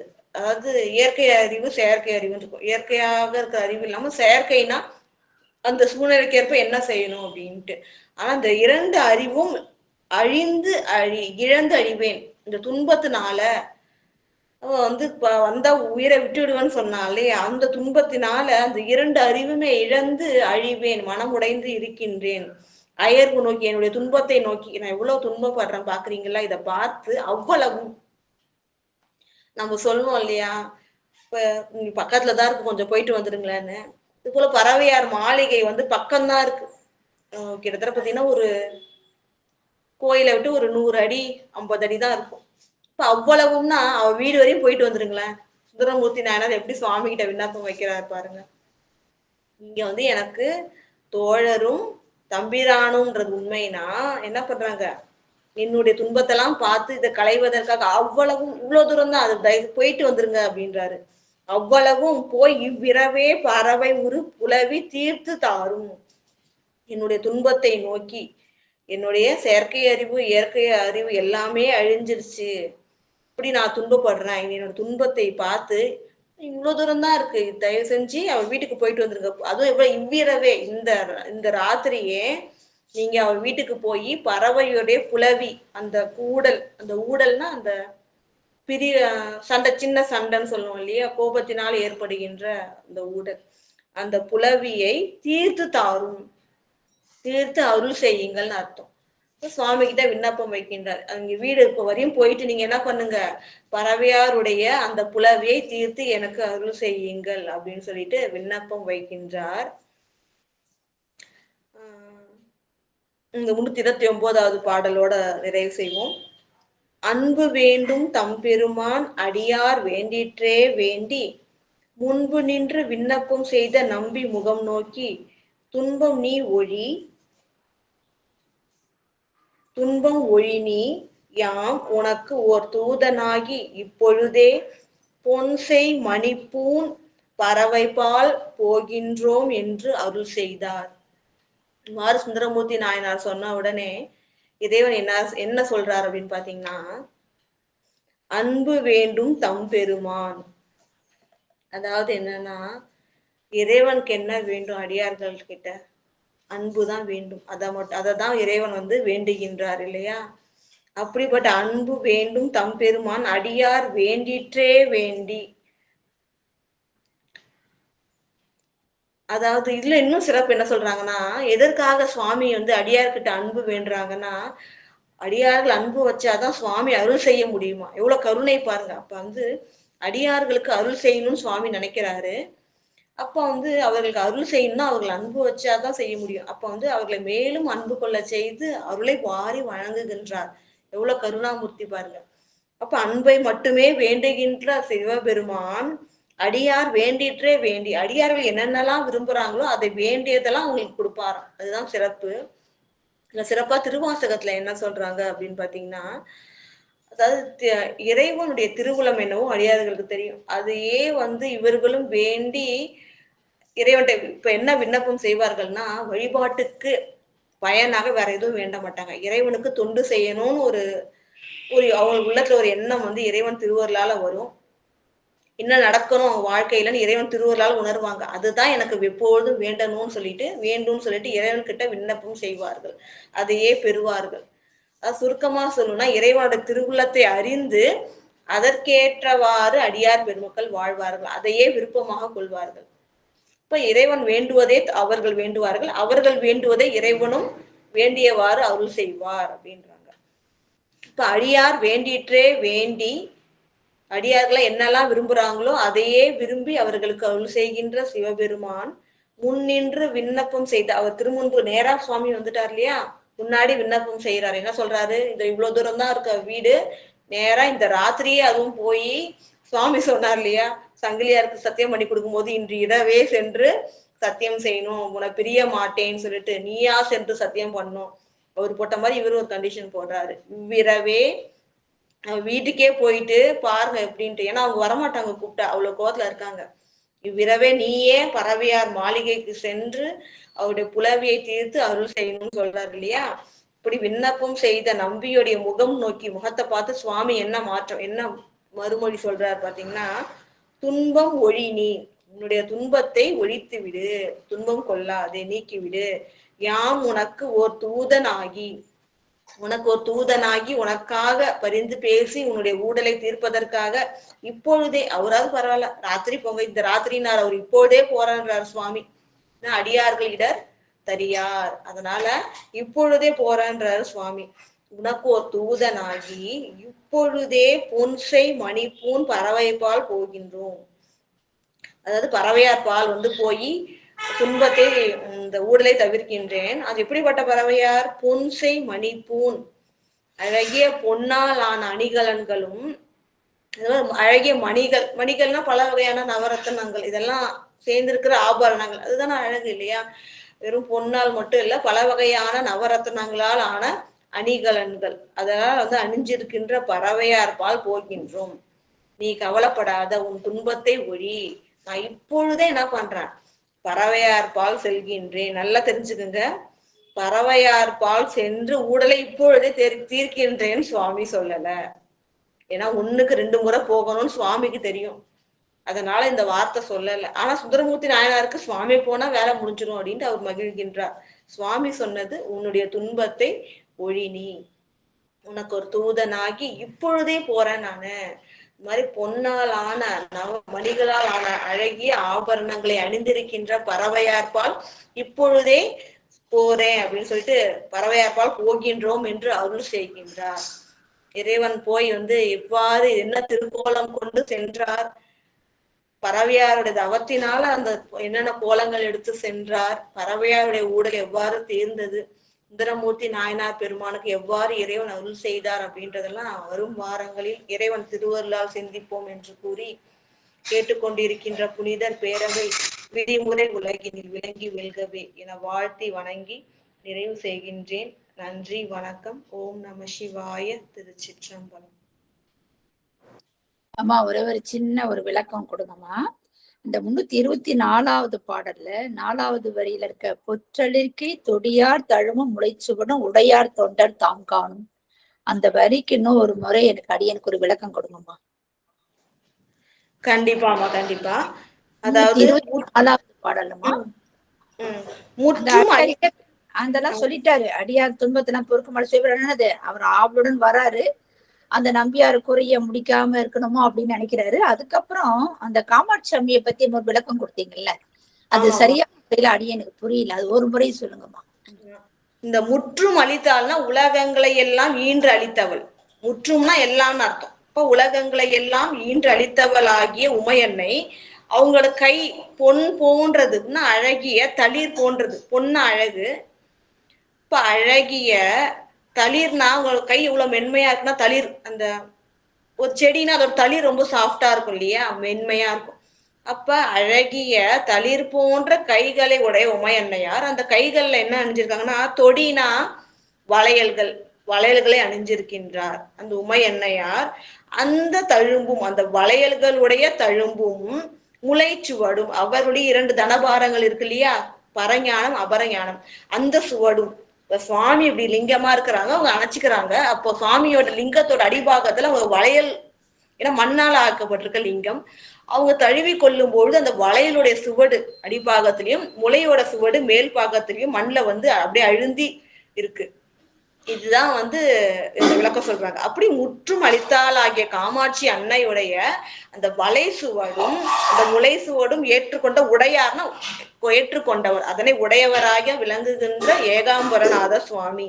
தொண்டர் தாம் காணும், இப்ப நம்ம வந்து கனவுல இல்ல உருவத்துல பார்க்க நேர்லயே பார்க்கிற ஒரு வடிவத்தோட நேரே காண்கின்ற படியால் அந்த தன்மையோடு அணைந்தார் வருகின்றார். என்னன்னா நெடியோனும் காண அடிகள் படித்தோய, திருமாலாலும் காண முடியாத அந்த திருவடி மண்ணில் படுமாறு, அதாவது கால் வந்து தரையில படுமாறு, திருப்பாதங்கள் சிவ கால் சொல்லிட்டேன், திருப்பாதங்கள் மண்ணில் படுமாறு அழுந்துமாறு நிலத்தில் தோய நடந்து வருகின்றார் அப்படின்ட்டு. இது வந்து உமையன்னையுடைய அந்த தொடியார்னா வளைகள்மா, அந்த வளைகளும் அதோட தழும்பும் சுவாமியோட திருமேனில தழும்பா பட்டுருச்சு. அதே போல முளை சுவடும் உடையவராகிய சிவபெருமான் இப்படி எழுந்தருளி வருகின்றார் நேரா அப்படின்னு இந்த அர்த்தம். ஓம் நம சிவாய. நன்றி நன்றி, அருமையான ஒரு விளக்கம். அது எனக்கு புரியல சரியா, அதனால நான் சரியா கவனிக்கலையே என்னன்னு தெரியல. ரொம்ப நல்லா இன்னைக்கு விளக்கம், ரொம்ப அருமைமா. எல்லா பாடல்களையும் சிறப்பா எடுத்து கொடுத்தீங்கம்மா. ஒவ்வொரு பாடலையும் நீங்க அப்படியே பொறுமையா அழகா அந்த பாடலுடைய வரியினுடைய விளக்கம் எல்லாமே சிறப்புங்கம்மா. ரொம்ப அழகா எடுத்து கொண்டு போனீங்க பாடல்னா. அருமை அருமை. அடியார்கள் வேற யாரோ பேச விருப்பம் தான், முதல்ல உங்களுக்கு ஒரு வாய்ப்பு கொடுக்கலாம். யாரோ ஒரு அடியார் பேசலாம், அதுக்கப்புறம் வாழ்த்து பாடல் பாடி நிறைவு செய்யலாம். எப்பயுமே அனுபவ உரை கேட்டுட்டு தான் நம்ம நிறைவு செய்யறது. யாரா பேசுறீங்களா? பொன்முடியம்மா நீங்க பேசுங்களேன். இருக்கீங்களா பொன்முடியம்மா? இவ்வளவு அடியார் இருக்கீங்க, ஒரு அடியாரா பேச மாட்டீங்களா? யாரா கை தூக்கி பேசுங்க. திருவடி வணக்கம்மா. பொன்முடியம்மா பேசட்டும். புவனேஸ்வரியம்மா நீங்க அப்புறம் பேசுங்க. பொன்முடியம்மா பேசுங்க. சிவாய நம்ம திருவடி வணக்கம். அனைத்தடியா திருடி பண்ணிடு. ரொம்ப ரொம்ப ரொம்ப நல்ல சிறப்பா இருந்துச்சு. இது ஏற்கனவே நான் கேட்டிருக்கேன். ஆனாலும் இன்னைக்கு அம்மா சொல்லும் போது அதோடைய இதுவே, அந்த சுந்தரர் வந்து சுந்தரருக்காக சாமி எப்படி அந்த அளவுக்கு போய் நடந்து பறவை நாச்சியார் வீட்டுக்கு போனது, அந்த இதெல்லாம் சொன்னது ரொம்ப ரொம்ப ரொம்ப நல்லா இருந்துச்சு. சிறப்பா இருந்ததுங்கம்மா. வேற அதுதான் சிறப்பு, வேற ஒன்றும் சொல்றதுக்கு இல்ல. நன்றிங்கம்மா. சிவாய நம. மிக்க நன்றிமா, நன்றி. ஓம் நம சிவாய. நான் புவனேஸ்வரி அம்மா பேசுங்கம்மா. செல்வி அம்மா பேசுறீங்களா?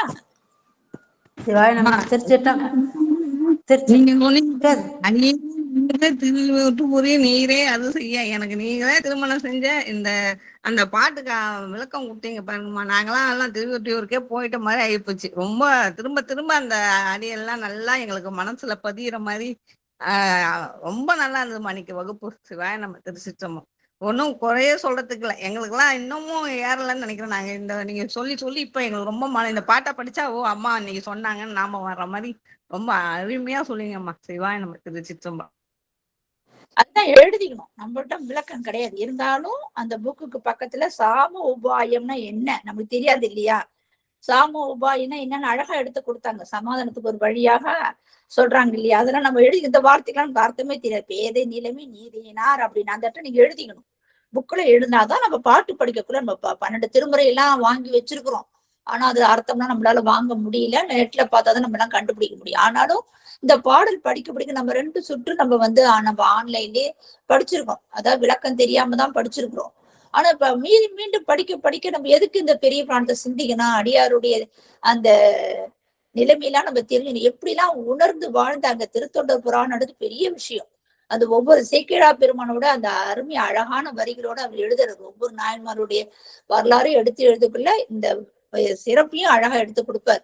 அப்ப இந்த வார்த்தையெல்லாம் நமக்கு அர்த்தம் புரியாது. அப்பதான் அம்மா ஒரு இன்னைக்கு வித்யா குரு மாதிரி நம்ம ஒவ்வொன்றும் சொல்லக்குள்ள நம்ம அதெல்லாம் உணரணும். இதுல கிடைக்காத ஒரு பொருள் நம்ம அன்னைக்கு இந்த 2 மணி நேரம் தான் நமக்கு கிடைக்குது. ஏன்னா பல நேரங்கள்ல குடும்ப சூழ்நிலை மாட்டிட்டு இருக்கோம், மத்த வழியில மாட்டிட்டு இருக்கோம், நம்ம வேற ஒரு குரூப்ல போய் அட்டன் பண்ண முடியல. ஆனா இந்த நேரம் நமக்கு ஒரு உபயோகமான ஒரு நேரமா உபயோகப்படுத்தி அம்மா நமக்கோசரம் எல்லா வேலையும் விட்டுட்டு, அதாவது இப்ப இருக்கிறலாம் பார்த்து எல்லாமே பணத்தை நோக்கிதான் போயிட்டு இருக்கு இந்த காலத்துல. இப்ப ஆனா எந்த வித ஒரு எதிர்பார்ப்புல இவ்வளவு அமர்வா அந்த நேரத்தை ஒதுக்கி நம்மளுக்கோசரமா எடுத்து அது அவ்வளவு அழகா விளக்கம் கொடுக்கக்குள்ள நம்ம அதெல்லாம் கவனிக்கணும், உண்மையா கவனிக்கணும். நம்ம குரூப்ல சேர்றது பெருசு இல்லை, ஆனா இதெல்லாம் உணரணும். நான் வேற எந்த குரூப்புக்கும் போகுது, நம்ம குரூப் ஒழுங்கா கவனிப்போம், அதுல வரதே நம்ம நல்லா கவனிப்போம், மீதிலாம் யூடியூப்ல கேட்டுக்கலாம் அப்படின்ற மாதிரிதான் ஐயா நிறைய போடுறாரு. ஆனாலும் நமக்கு தேவைன்ற நேரத்துக்கு ஐயா பேசுற போய் தேடி எடுத்து நம்ம உணர்றோம். அந்த மாதிரி பத்திரப்படுத்தி வச்சுங்க. நீங்களாம் மீண்டும் மீண்டும் கேளுங்க, எல்லாமே யூடியூப்ல பதிவிடுறோம். அதனால அடியார்கள் அதை உணர்ந்து கேட்குமாறு தாழ்மையுடன் கேட்டுக்கொள்கிறேன். சிவாய நம. இப்ப பேசுனா உங்களுடைய கருத்து ஒரு கருத்தையாவது சொல்லணும். அப்ப சொன்னாதான் அம்மா சொல்லி தரதுக்கு அவங்களுக்கு ஒரு பரிசு கொடுத்த மாதிரி. நமக்கு அவங்களுக்கு எல்லாம் என்ன ஒரு அன்பு. இவ்வளவுனா நான் கேட்கிறோமா, அந்த 1.5 மணி நேரம் உங்க தொண்டை தண்ணி போக அது நமக்கு விளக்கம் எடுக்கக்குள்ள அடியடி சொல்றதுலயும் போனஸ்ரீமா சொல்றதுலயே சிறப்பு இல்ல. நம்மளா இவ்வளவு அடியார் வந்திருக்கிறாங்க. இன்னைக்கு 31 அடியார் வந்திருந்தாங்கன்னா அவங்க ஒரு 1-2 பேசினாதான் நமக்கு ஒரு சந்தோஷமா இருக்கும். நீங்க கேக்குறீங்களா மற்ற வேலையை பாக்குறீங்களான்னு தெரியாது. கேளுங்க, நான் பார்க்கல வேணாம்னு சொல்லல, கேட்கணும். இருந்தாலும் அந்த ஒவ்வொரு வார்த்தையில காதுல விழுந்தாலே நமக்கு ரொம்ப சிறப்பு. இப்ப அதுல பரிமளா தேவி அம்மா பேசுறேன்னு கை தூக்கியிருக்காங்க. அம்மா நீங்க ஒரு வார்த்தை பேசுங்க. இதுல இணைப்பில் உள்ள அனைத்து அடியார்களுக்கும் முதல்ல என்னோட வணக்கத்தை தெரிவிச்சுக்கிறேங்கம்மா. சிவாய நமங்கம்மா. அம்மா நான் இன்னைக்கு தாங்கம்மா புதுசா வந்தேன். எனக்கு அப்படியே கேட்க கேட்க மெய் மறந்து உட்காந்து கேட்டுட்டு இருந்தேன் எதுல கிளாஸ் எடுக்காது. ஆனா ஆக மொத்தம் இன்னைக்கு கேட்டது ரொம்ப இனிமையா இருந்துச்சு. இது எந்த குரூப் எனக்கு தெரியலைங்கம்மா. எடப்பாடியில இருந்து ஒரு ஐயா அனுப்பியிருந்தாரு. அதனால நான் கேட்டேங்கம்மா. என்ன மறுபடியும் இந்த குரூப்ல என்ன இது எப்பப்ப கிளாஸ் நடக்குதுன்னு எனக்கு தெரியலைங்கம்மா. அம்மாவோட கிளாஸ் இன்னைக்கு ரொம்ப அப்படியே இனிமையா இருந்தது. நிறைய நேரில் எல்லாம் நம்ம போய் பார்த்து தரிசனம் பண்ண இதை கேட்டுட்டு புரிஞ்சுக்கிட்டு போனோம்னா நம்ம தரிசனம் பண்ணவும் ஈஸியா இருக்கும். நம்மளோட அந்த நேர்லயே இருந்த மாதிரி அப்படி ஒரு அனுபவமா இருந்ததுங்கம்மா. நல்லா அருமையான கிளாஸுங்கம்மா. இந்த இணைப்பு எப்ப கிடைக்கும் எனக்கு அப்படிங்கிறது தெரியலைங்கம்மா. ஐயா அனுப்பியிருந்ததுனால இன்னைக்கு நான் அட்டன் பண்ணேங்கம்மா. அது என்னன்னு கொஞ்சம் எனக்கு சொல்றீங்களாங்கம்மா? சரிங்கம்மா. இது காலையில டெய்லி 10 மணிக்கு வகுப்பு உண்டுங்கம்மா. தினம் காலையில இதே லிங்க் தான் திங்கட்கிழமை திருமந்திரம் எடுத்துட்டு இருக்கோம். 2வது சாத்திர நூலாகிய நாங்க முதல்ல உண்மை விளக்கம், திருவருட்பயன் அதெல்லாம் தேவசேன பேராசிரியர் எடுத்தாரு. இப்ப திரு உந்தியர் அது நடந்துட்டு இருக்கு செவ்வாய்க்கிழமை. புதன்கிழமை முருகனை பத்தி நம்ம கந்தர் கழிவென்பா அப்படின்ட்டு நம்ம வார வழிபாடுன்னு ஒரு புக்கு போட்டு எல்லா அடியாருக்கும் கொடுத்து முதல்ல 500 புக்கு அடிச்சு எல்லாருக்கும் ஃப்ரீயா தான் கொடுத்தது. 2வது 1500 புக்கு அடிச்சு எல்லா வீட்டுக்கும் அந்த செவ்வாய்க்கிழமையான வார வழிபாடு. ஒவ்வொரு நாளும் ஒவ்வொரு வாரமும் கந்தரணபதி, கந்தர் அலங்காரம், கந்தர் கந்தவர் கவசம், கந்தர் கழிவென்பா, திருமுருகாற்றுப்படை, பகை கட்டல், குமாரஸ்தமம் அப்படின்னு வள்ளியூர் திருப்பதிகம், திருப்புகழ் அப்படின்னு 12 நூல்களை போட்டு ஒரு நூலா அடிச்சு புக் அடிச்சு நாங்க வாரம் படிக்கணும். அது ஆன்லைன்லயும் பண்றோம். ஒவ்வொரு திருக்கோயிலையும் ஏற்பாடு பண்ணி அவங்களுக்கு எல்லாம் புக்கெல்லாம் கொடுத்து அங்கங்க ஒரு வழிபாடு பண்ணிட்டு இருக்காங்க. அது செவ்வாய்க்கிழமையான இந்த வழிபாடும் பண்ணிட்டு இருக்காங்க. அது நாங்க ஆன்லைன்லயும் சாயந்தரம் 7 மணிக்கு ஆரம்பிச்சு செஞ்சுட்டு இருக்கோம். அந்த வகையில புதன்கிழமை கந்தர் கழிவென்பா விளக்கம் எடுத்திருக்கோம். இது சண்முக கவசமும் அந்த விளக்கம் தொடர்ச்சியா போயிட்டு இருக்கு. கடலூர்ல சுப்ராயன் ஒரு ஐயா சனிக்கிழமை 2 வாரம் 10 பாடல் எடுத்துட்டாரு. இந்த வாரம் ஐயாவுடைய வகுப்பு தான். அது சனிக்கிழமை மாலை 7 மணிக்கு. அதுக்கப்புறம் வியாழக்கிழமை நாங்க சித்தியார் சாத்திர நூல் 14 நூல்ல சித்தியார் எடுத்துட்டு இருக்காரு ஐயா. நம்ம அவரும் ஒரு பேராசிரியர் தான். அவர் கடலூர்ல இருக்கிறாரு. கடலூர்ல இருந்து ஐயா நமக்கு ஆன்லைன்லயே சித்தியார் எடுக்கிறாரு. முதல்ல சித்தாந்த தெளிவியன்னு சொல்லி முதல்ல முடிச்சுட்டாரு.